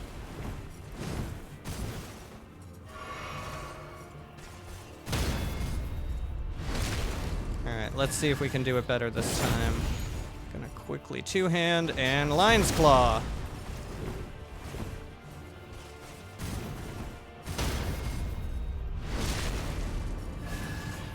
Yeah, so see, we got a good bit of healing back from that critical. So that will really help your survivability in this fight. I should have thought about that sooner. Whoop. Tail swipe. Up. And there we go. That was not a great showing. I tried to parry the wrong thing. And parry something that cannot be parried.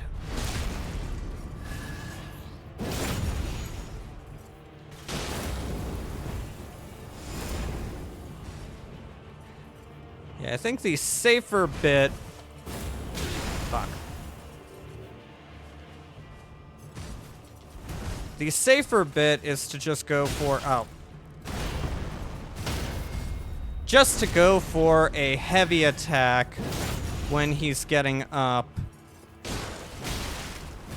Ah, fuck. Clearly not the safer way.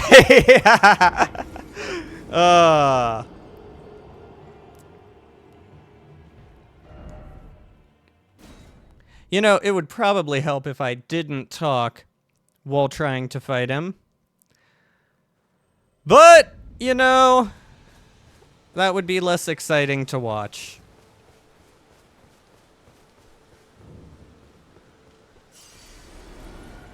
You can clearly see, though, we're making good progress. We're just getting to points where we start choking up, we get overconfident.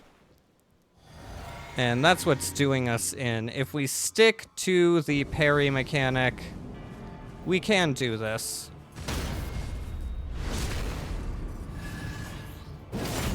Part of the problem is I'm also having trouble misreading some of his moves. Whoop. I keep going in and trying to parry things that I know... Oh, okay. Well, that was just rude. As was that. I keep trying to parry things that can't be parried, like his stomp, and that is also what is messing me up.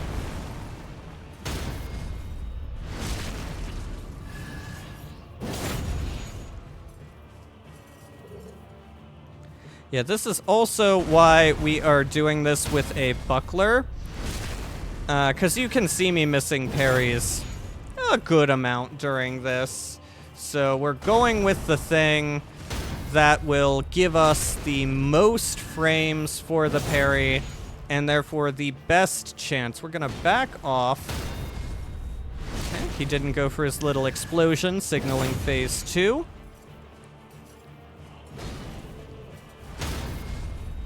I'm fine if you don't go into phase 2, honestly. I will just back off. Ah, there it is. To be honest, I am super jealous of their little wing incantation. I see that... Fuck. Ah, shit. I see that it's a thing in the Shadow of the Erd Tree, and I really want it.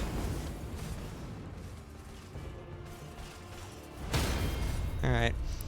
So that is the danger. Once he starts using more of his incantations, that is where we can start getting caught out because they cannot be parried.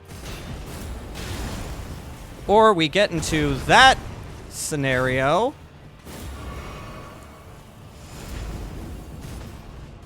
Okay, I don't like that. God damn it, did you get stuck? Okay, thank you.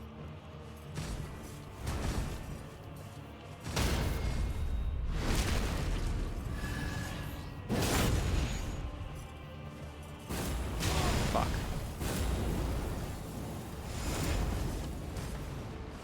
Stop using your incantations. Fight me with the things I can easily parry. Alright, it's important not to get super greedy. That is a big danger with enemies like this, is when you see their health getting low and you decide, ooh, I'm gonna go in for it. I'm gonna try and get that last bit of damage. Crucible Knight especially is one of the guys who will punish you the hardest for that way of thinking. All right. Let's go ahead and head over here. We're going to go deal with that invader we talked about. Go ahead and remove that. Let's see. Can we level? 700 needed to level. Whoop.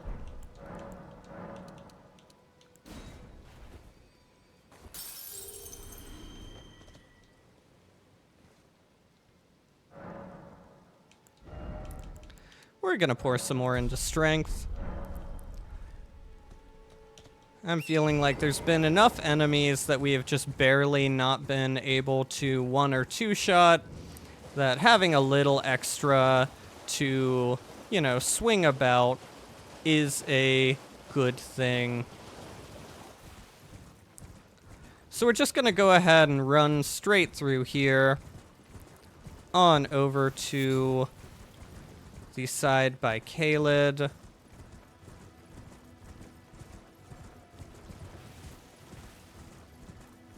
Beautiful shot of that minor Erd tree, the Divine Tower, and this church here. This church is where the invader spawns from. If you leave the road too much towards the church, you will be forcibly dismounted. Yeah, that message is a good indicator. So it's positioned a bit closer, like someone is luring you to your death.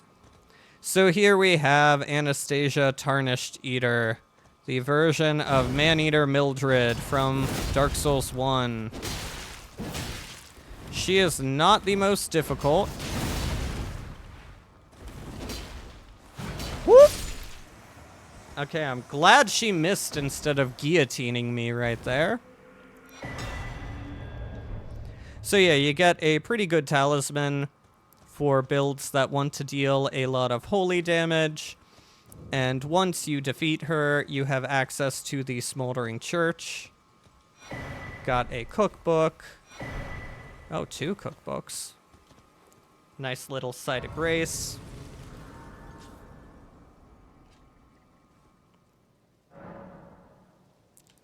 Oh yeah, we might as well show off. So you can equip a Great Rune that you have. I will go ahead and equip Godric's Great Rune. No promises on using a rune arc to get the benefits of it. I don't really feel like that is extremely necessary, but we have it. So if we want to use it, we can. But yeah, Smoldering Church on the border of Caelid and Limgrave has a pretty decent invader fight to deal with. So, importantly, from here, we're going to have to check our inventory.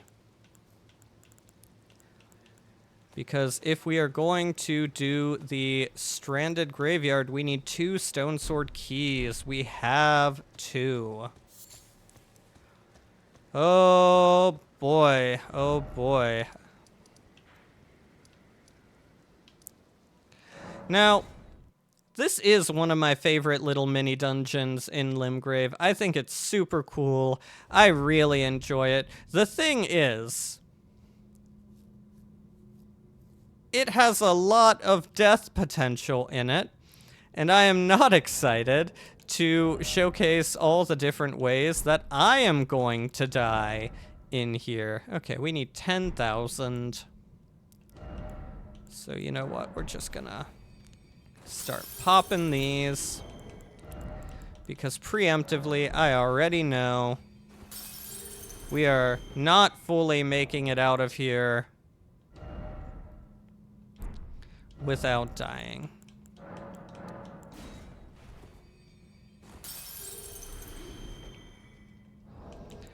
So yeah, we're just gonna spend all these. We've earned them. Okay, we need a little less than 5,000. Go ahead and spend 10. Actually, yeah.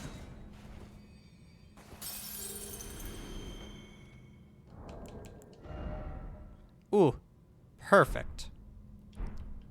Math. Oh, how do we want to do this? I do like the thought of more health. So we're gonna go ahead and do that.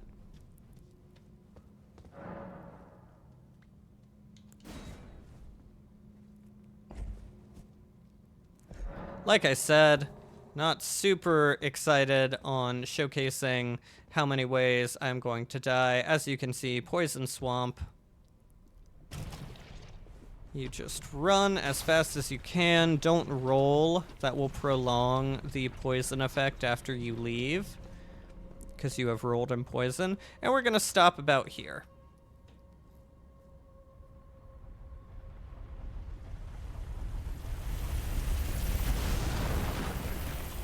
So yeah, that is a chariot.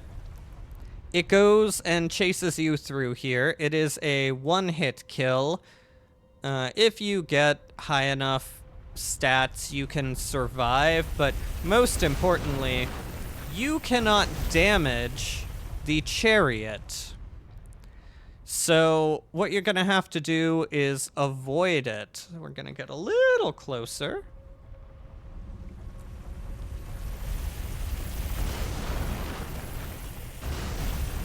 And we're going to start running. Keep running. We pause to pick up the item. That is not advisable. And we're going to duck through here. Fuck. We should have kept running afterwards. Yeah, we should have. More time if we do that. So yeah, we're going to come running through, duck into this one, and we're just going to go through. Deal with that. So the chariot will follow you down. If you do not get far enough down, what happens is the chariot will go... Fuck. Ah, damn it. We did not run fast enough. Okay. Yeah, what happens is if you don't get far enough down, the chariot just kind of hovers on that bridge and doesn't let you progress any further. So the important thing is we've got to get down further. And you can also do several things to delay the chariot catching up to you. You can wait before jumping down so that it's on a better timetable. That just means you have to deal with the ghosts that spawn. So we're going to go ahead and try that. So there's going to be a ghost on the left. We're not going to overly worry about him because we're just going to keep running. Going to come here, deal with this guy, deal with the one that's going to come out. And then we're going to wait for the chariot to, commit to going up. And now we're going to run through here. So this is going to give us extra time. We're not in combat, so we're not losing anything. I'm not going to pause to get that. That's going to break our stride, and we don't want to do that. So first things first, we're going to go up. We're going to start attracting a lot of ghosts, but the goal is to get as far as we can before the chariot overtakes us, because the chariot can deal with the ghosts. So here is safe from the chariot. And we can see he's already coming. And look at that. All our ghost problems are taken care of. So now we have to deal with this guy. In the spirit of getting this as cleanly as possible, we're going to go ahead and get our bubble. This is a Ghost Banished Knight.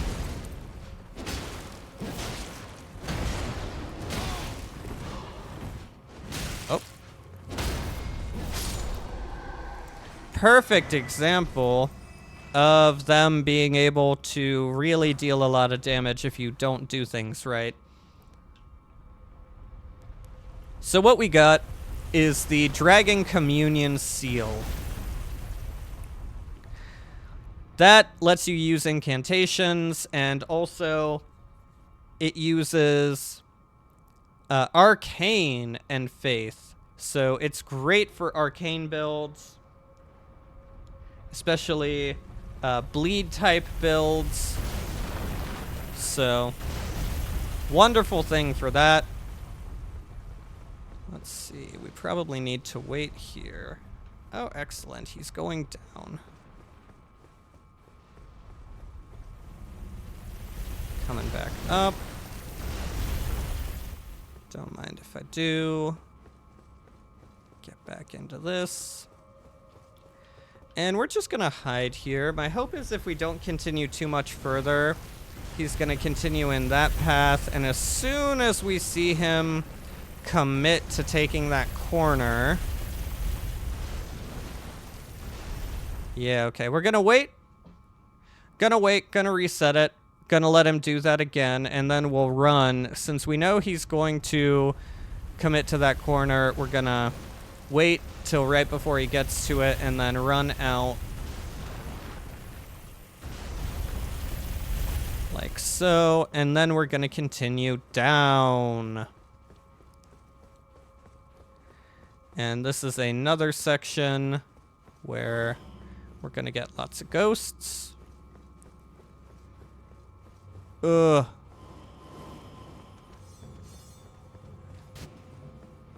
Come on, come on. Oh, fuck. Oh, fuck. Oh, fuck! Oh, shit! Oh, balls. Oh! Oh, damn it. Oh, my God. I thought I was dead. Ugh. Alright. So, we've used up a lot of things. So we might not be able to first time this guy, but we're gonna give it a good try. So we're gonna go ahead, apply some fire grease, prepare ourselves for death. Aw, motherfucker, I don't have enough. Fuck. I am going to flub this hard. I am not in the mood. I'm not in the mood or mindset to deal with this guy so early. Alright. Luckily, there's a Stake of America here at the bottom, which means we have some time to do stuff. So we're gonna go ahead and showcase an easy out for this guy. Oh, duh. We don't need this anymore. We're no longer in parry mode. Alright. So we're gonna go ahead. We're gonna do this. The fire pots are nice, but I'm gonna try the grease for now. Actually, you know what now? I think fire pots make more sense.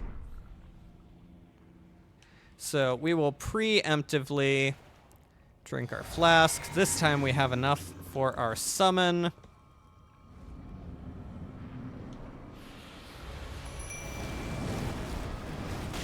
Oh.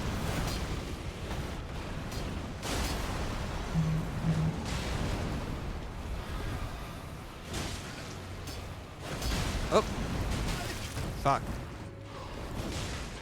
We are not doing well. So, if you have a shield with a 100% physical block, you can block most of his attacks in this first phase. You'll have to dodge through some of them still. Like that grab. He also takes massive fire damage. Whoop.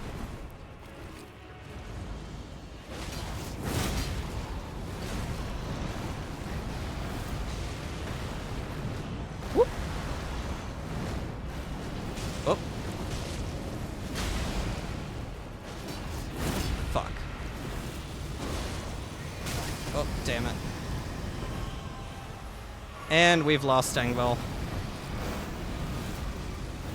Ah, fuck me. Oh, I committed to Lion's Claw before I saw he was doing a grab.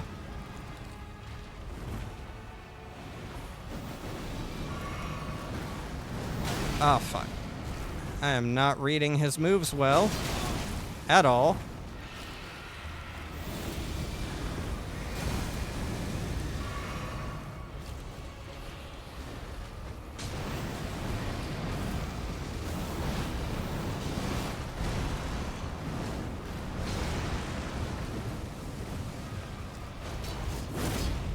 God damn!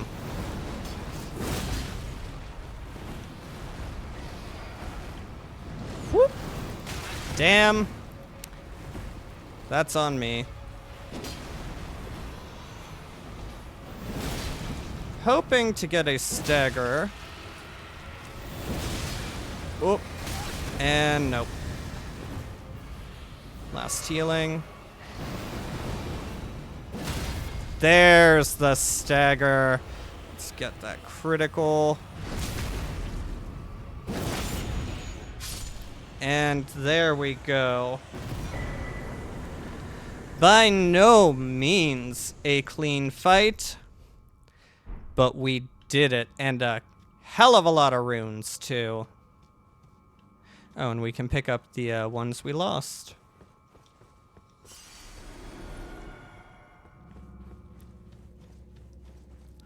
So, that is a much tougher ulcerated tree spirit than the one we fought in Stormvale Castle. But it also gives us one of the best rewards in Limgrave, which is Banished Knight Oleg. I prefer Oleg to Engvall. No offense, Engvall. I just feel like Oleg is far more aggressive, does far more damage, and overall does a lot more for me than Engvall. We're gonna go ahead and grab some more strength.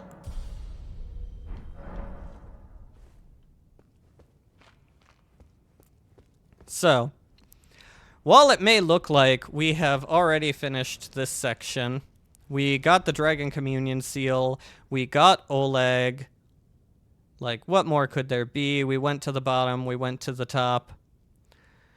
There is one last section.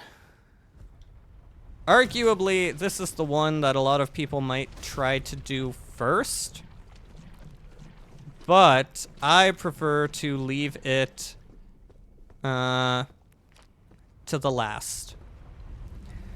While the chariot is the most damaging thing that we are going to deal with here, it can one-shot us, it's deadly, you know, we're not super big fans of it. I think the chariot is super helpful because when going to the bottom or the top, you attract a ton of the ghost warriors, and the chariot, oh fuck. close the distance more than I thought you would. The chariot, overall, I think, clears out the ghost warriors a lot better than we can. So what we're gonna do is come here. We don't want to overshoot, but we also don't want to take too much time lining it up because the chariot's coming. We got some gremlins who are going to be obnoxious. Ah, fuck.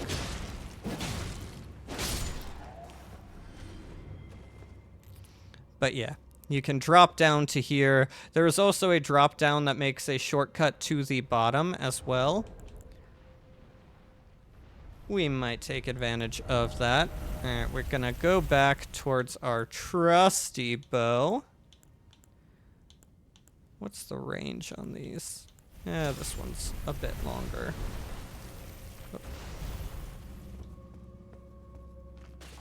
So we have equipped our trusty bow because there is, of course, a flame pillar down here. And we want to get rid of it.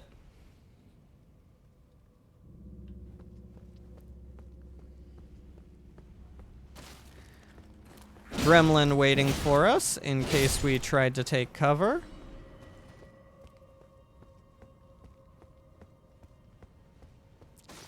And then we can already see another gremlin here. There will also be one that is going to leap out at us.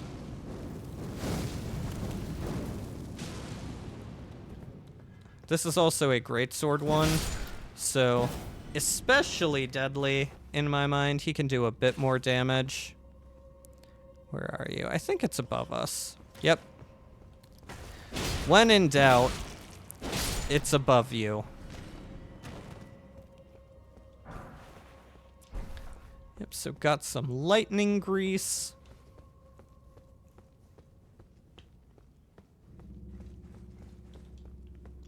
And then, let's see. Alright. Ugh. Keep having to sneeze. We're gonna go ahead, preemptively drink this. So, as you can see, there are some grafted scions waiting up above to ambush us. Now, I'm not confident in my ability to take them on, but we want this talisman. We will go ahead and give them the fight that they are asking for.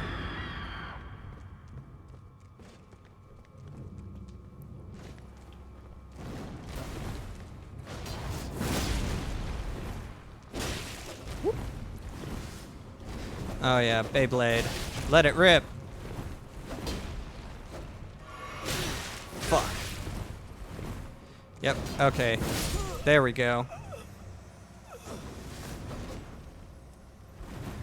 So yeah, didn't think we were going to do that. That is a shame. I didn't realize how many runes we had, but ah well.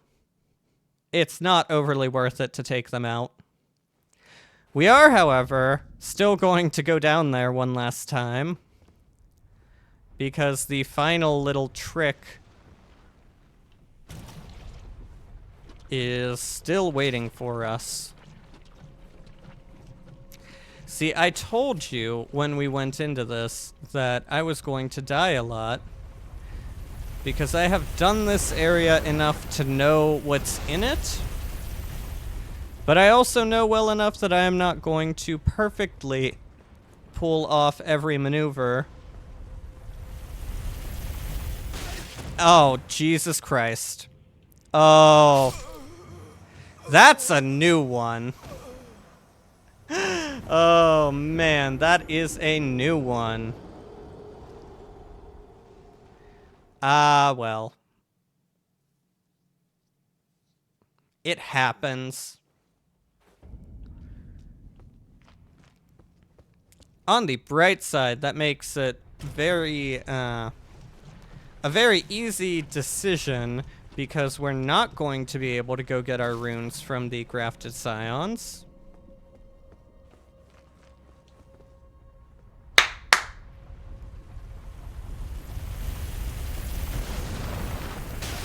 Oh, wow. I am just fucking this up at every turn. Jesus.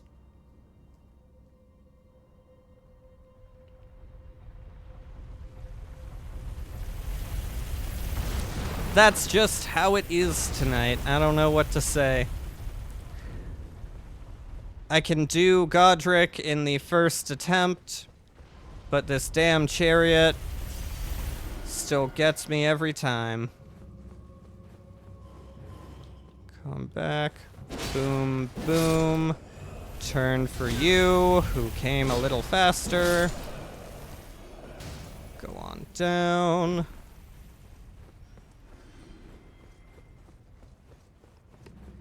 And we are yet again going to deal with this. Boom, boom, boom. You're gonna come at us. There we go. Much cleaner on the gargoyles. Now, my question is, the flame pillar might still be down because we... Nope, it resets. Good to know.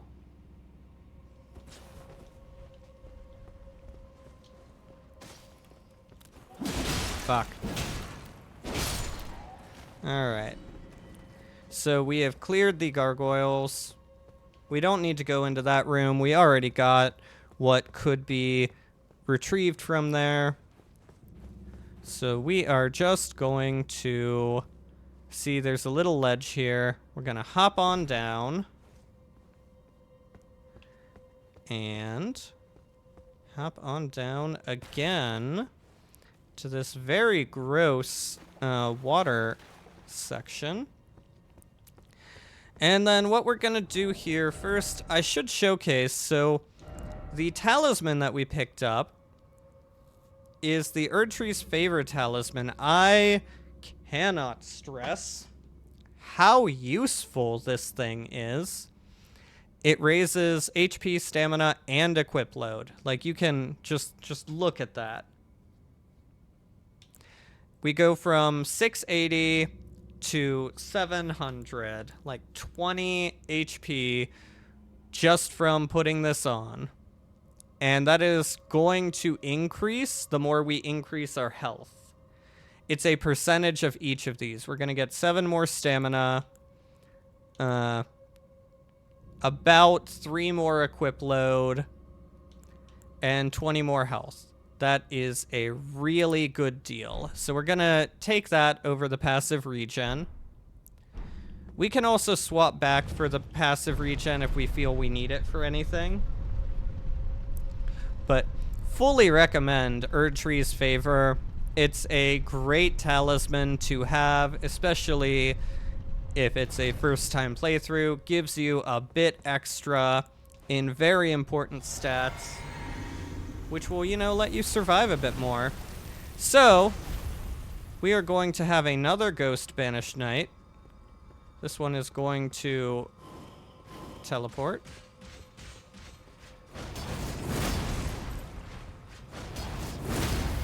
Going to just go ahead, not give him time to react, grab this stone sword key, and come over here. Alright.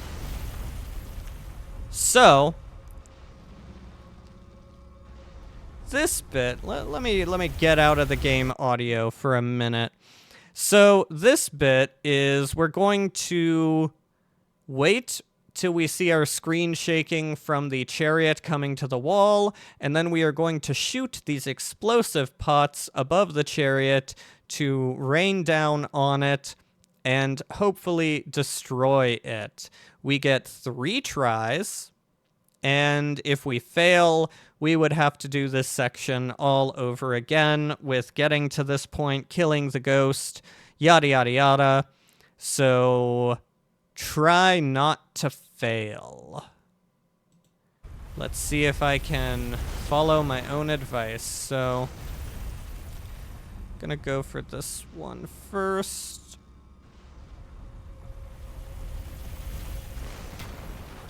Boom. Damn it. Okay, little too soon. Little too soon. Wait for it to come back.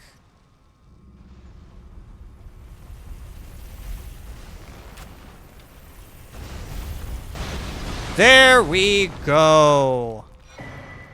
Yeah, so you get Erdtree, Great Bow, and Great Arrows. More importantly, that chariot does not respawn.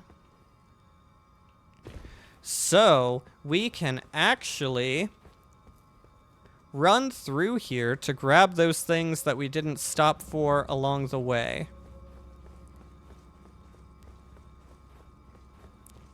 So yeah, if we wanted to come through here again, the chariot would not respawn. We'd be free to run through, grab everything, and make our way to wherever we want. I don't think there's anything up there that we missed. However, down here, I know there is.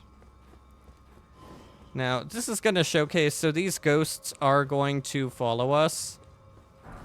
And this is exactly why I prefer to keep the chariot alive for as long as possible. It is because it deals with the ghosts. We can mainly run through and allow the chariot to handle the ghosts for us, and we don't have to really do anything. Which is super useful. Just very, very nice to have that. So, with that, we have gone through pretty much everything in Limgrave. The only thing we still haven't done is the nighttime boss that shows up here. We're just going to leave that for later. He's not overly necessary to deal with. He can be tricky, and, you know, it's easier to get him to spawn later once Bernal moves. Down here, we still have this cave. We're still going to ignore it. Again, there's just not really anything we want. But we do have Stone Sword keys now, which can deal with the seal on this Everjail, and we can go ahead and go for it.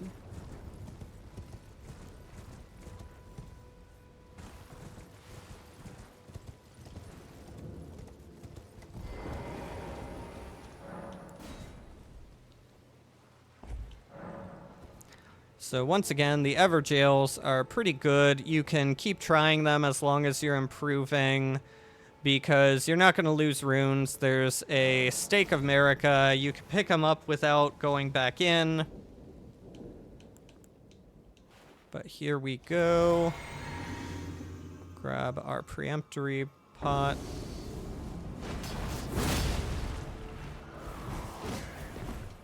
This guy does frost. And he also can dodge really well. This will mostly come up if you are doing ranged attacks. He's going to do this. We're going to try and hit him before he buffs his sword for phase 2. There we go. Clean and easy. That's doable a lot sooner. We are very much over-leveled for him. But he can be a tricky boss with his dodges. Frost buildup, if you let it get all the way up, will deal a huge percentage of your health. And then also give you a debuff that all damage against you is a little bit more for a time. So overall, we're just getting him out of the way now. And there is also the catacomb over here that we're skipping. We'll come back to that later as well. We're going to go ahead and go to Round Table.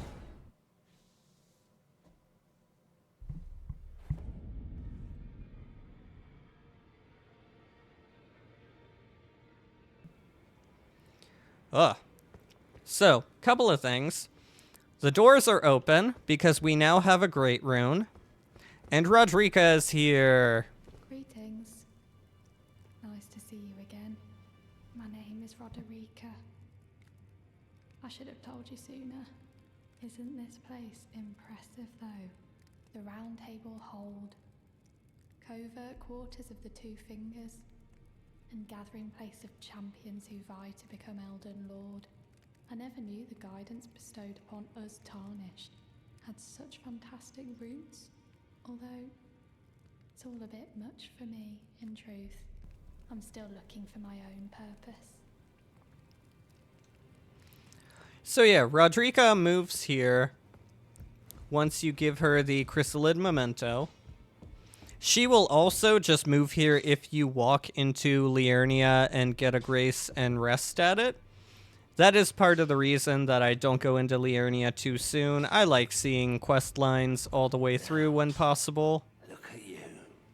Those eyes tell a story of a challenger who's felled his mark. Find 'em well. Now lay out your arms.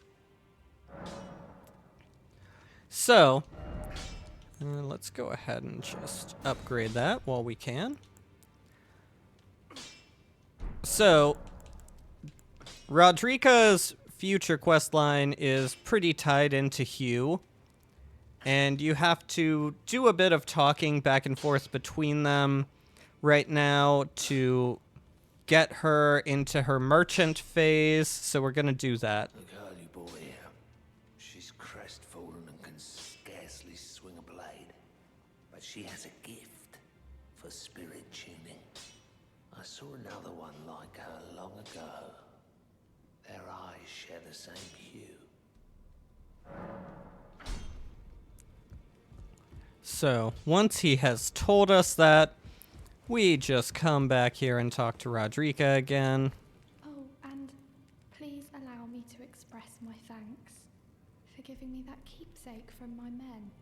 It was as if I was frozen with self-pity. I failed them at every turn. You have my gratitude. Please, take this.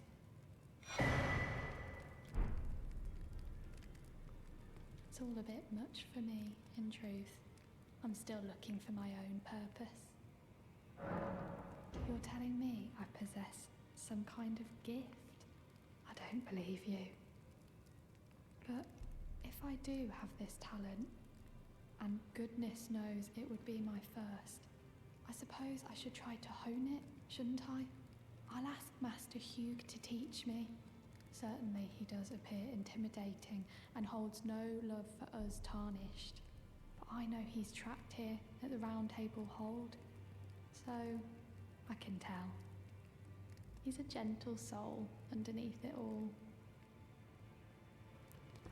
So yeah, once you talk to her, you run back, talk to Hugh again.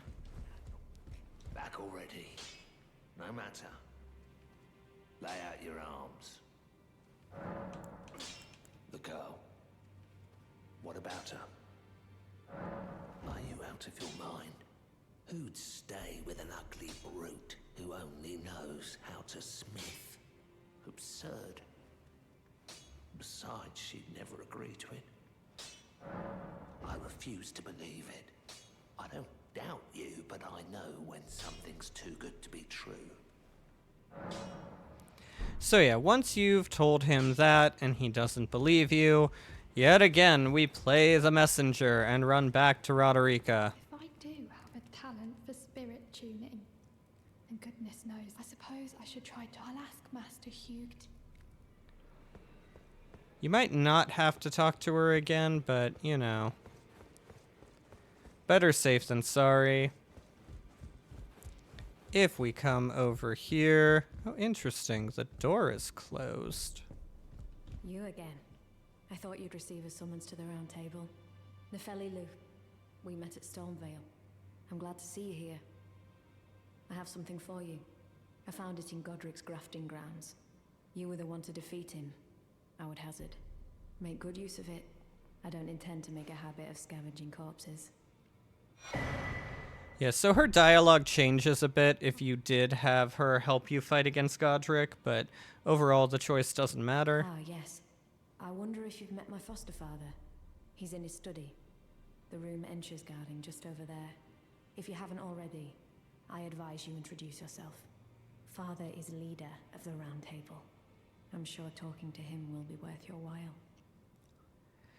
Yeah, so she lucked out. Gideon's her foster father. I feel bad for her.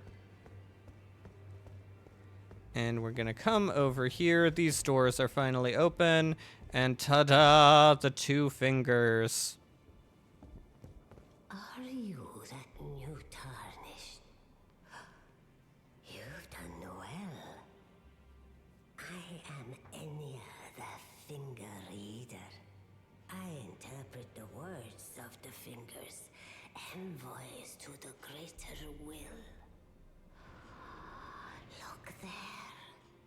The fingers tremble to welcome you, Shardbearer.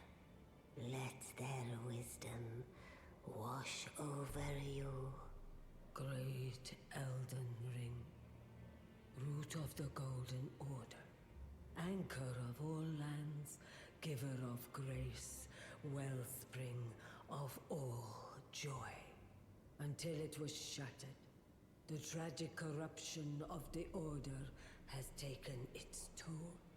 Across the realm, life lies in ruin, fallen to pieces. Foul curses and misery spread, unabating. But the greater will has not abandoned the realm, nor the life that inhabits it. So it is that the Tarnished are guided by grace, called to act.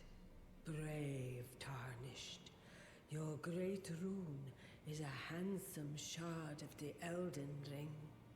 Seek another of its kind, to become Elden Lord and restore the Golden Order. Let the words of the fingers guide you. Well, I see. A remembrance of gold has found its way into your possession. Demigods and even the creator of the champions are hewn by the Earth Tree upon their end into remembrances. They are valuable indeed. These remembrances yet house the power of their former masters. And should you wish to wield that same power, well, I will lend you the strength of the fingers. Do not recoil from my offer. The fingers guide us all. And you, Tarnished, you are here to take, are you not? So yeah, we don't have the remembrance. I should have kept it just to showcase, but you can get Godric's axe or the Dragon Fist from it. Instead, we're not going to use either of those, so we just went ahead and took it for the runes that it was worth. But you can use that here. Also later with some of the other bosses, Enya will be able to sell you their armor as well. Not all of them, but some of them. And then she also has some good lore. We already got the explanation for why the Tarnished have been called back, and the fact that everything is in such a sorry state that simply getting 2 great runes is enough to qualify to be Elden Lord. Great runes are the stuff of demigods, the children of the goddess, Queen Marika. She who is vessel of the Elden Ring. Tainted by the strength of their runes, her children warred, but none could become Elden Lord.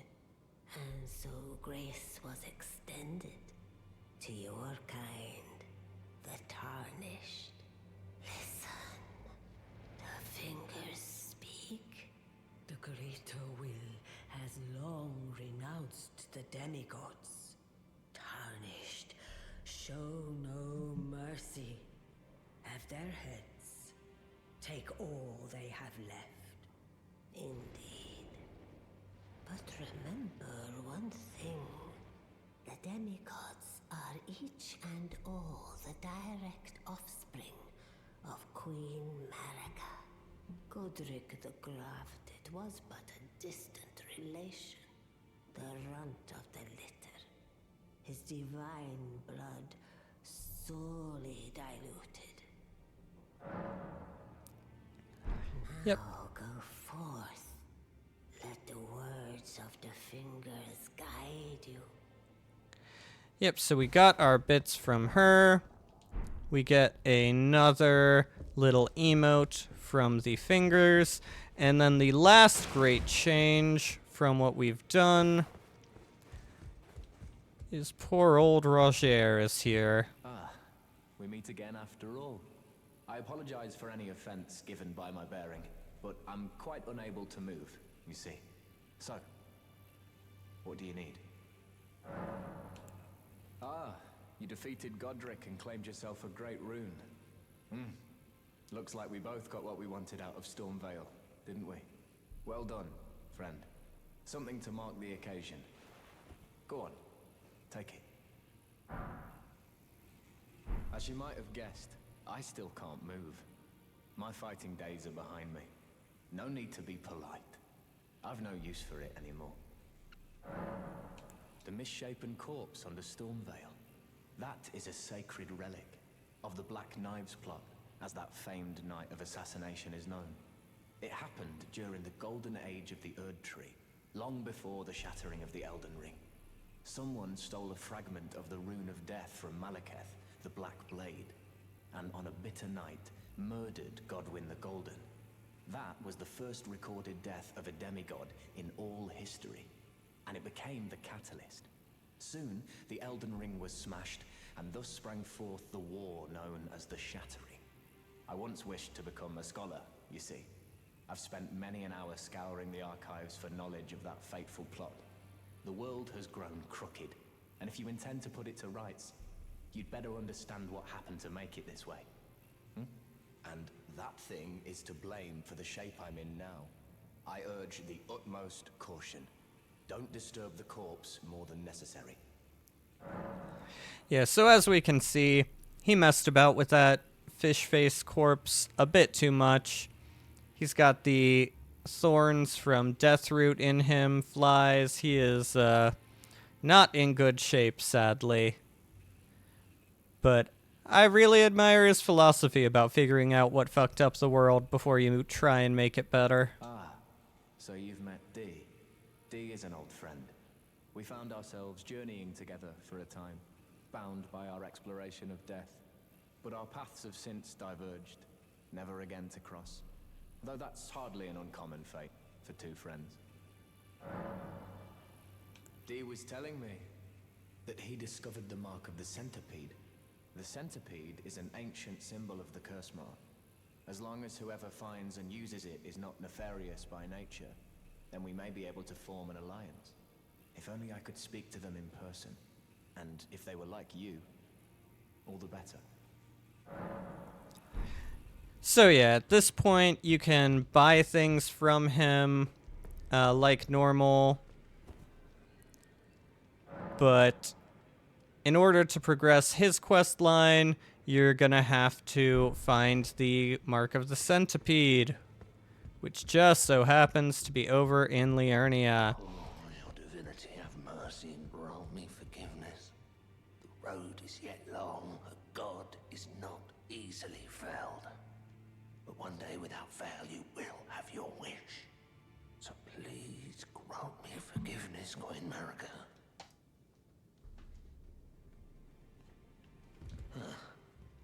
You, is it? I didn't notice you there. I'll be doing my job, same as ever. Just lay out your arms. Those words were not meant for you.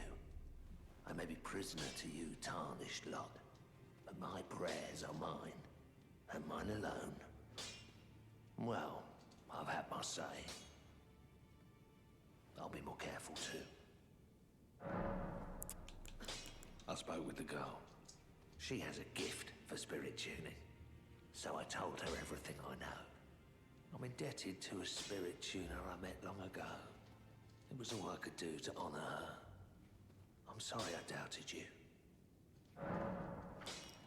Yeah, so there we have it. He has been tasked by Queen Marika to make a weapon to slay a god. He was great.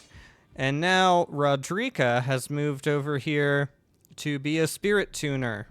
Good to see you again. Thank you very much. I have you to thank, don't I? For persuading Master Hugh. I can happily announce that he has taught me the noble toil of spirit tuning. I'm as yet unsure of what I might be able to accomplish, but if I might be able to help you all, I'd certainly like to try. And if there's any chance to ease the suffering of my dear men who were grafted, well, I certainly must try.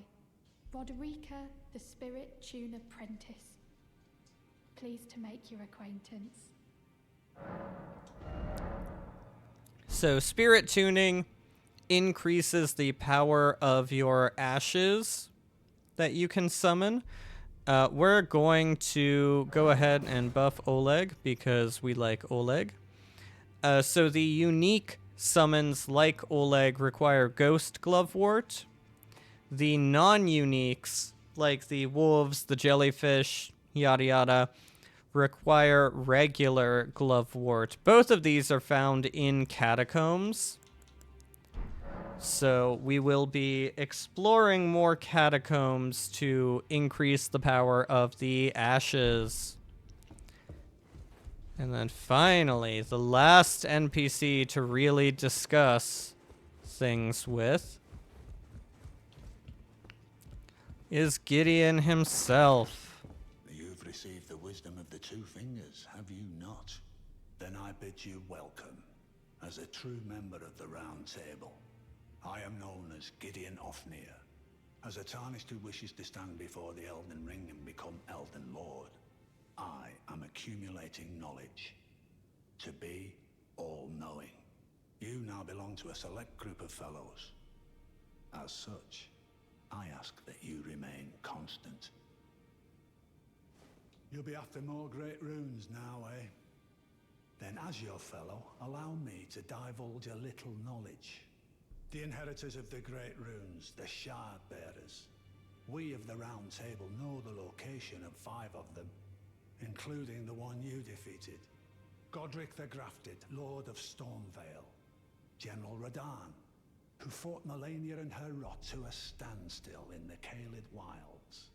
Praetor Rykard, Lord of the Volcano Manor of Mount Gelmir. Morgoth the Grace-Given, Veiled Monarch and Lord of Leyndell. And Renala, Queen of the Full Moon, ruler of Rhea Lucaria's Academy. You'll still be after more great runes, won't you? Yeah, so he can give a little bit of lore and backstory to each of them. I understand you've been speaking to Nefeli. She's my daughter. I took her in when she lost the guidance of grace. Though a mere axe-wielding barbarian, her youthful credulity suited my purposes. So I put her to work. Do not hesitate to employ her. Should her services benefit you, despite her looks, she is more than capable in the press of battle. So yeah, not the most loving of parents either. We're not going to go ahead and talk to him about each of the demigods left, but just know that he will give little lore blurbs for each of them, potential locations and such. And most importantly now, what we're going to attempt to do won't actually work. So, it takes a lot of runes, but a really good armor set for early in the game is the knight set that you can purchase from here. I'm gonna go ahead and, you know, splurge a bit. We've earned it. We beat Godric.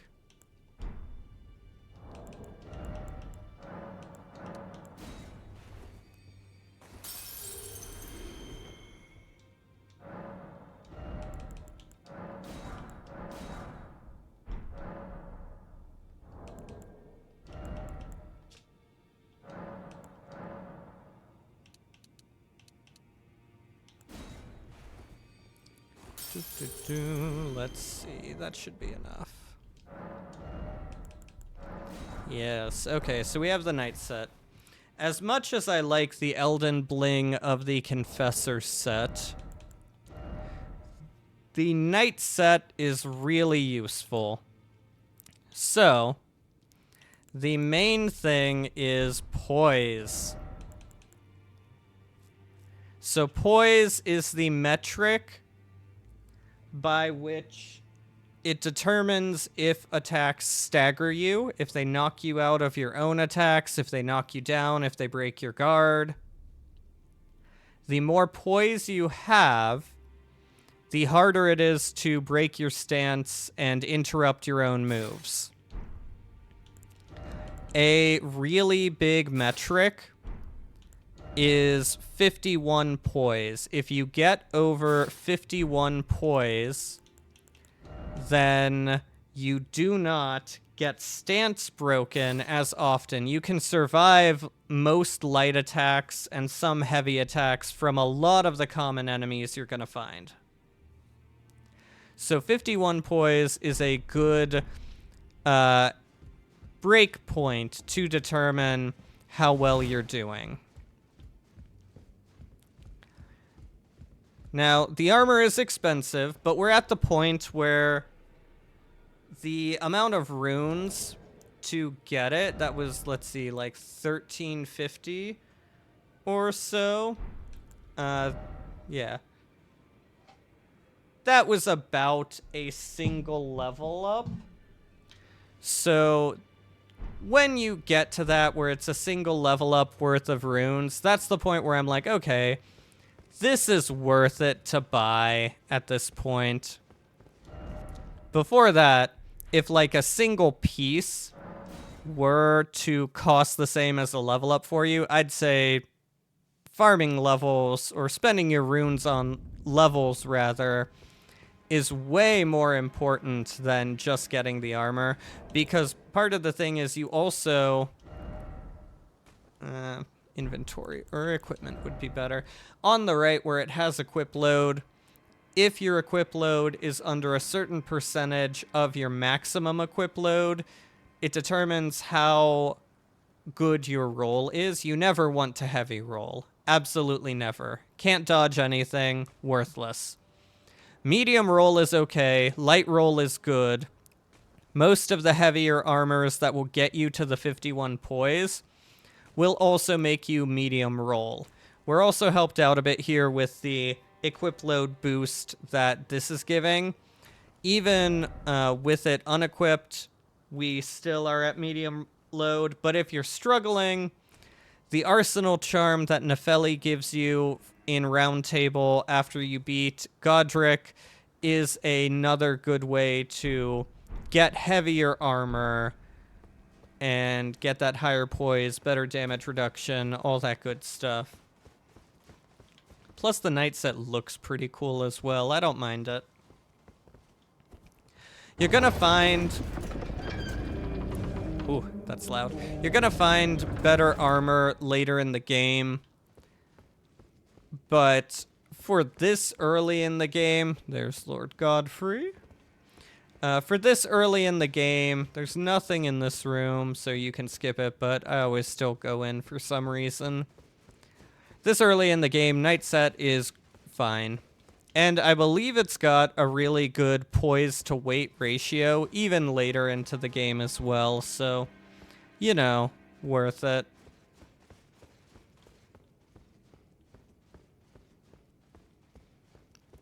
Gonna go through here.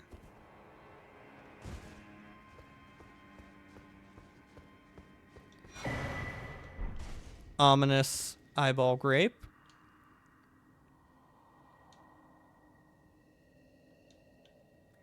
That sounds inappropriate, but it is more gross than you would expect.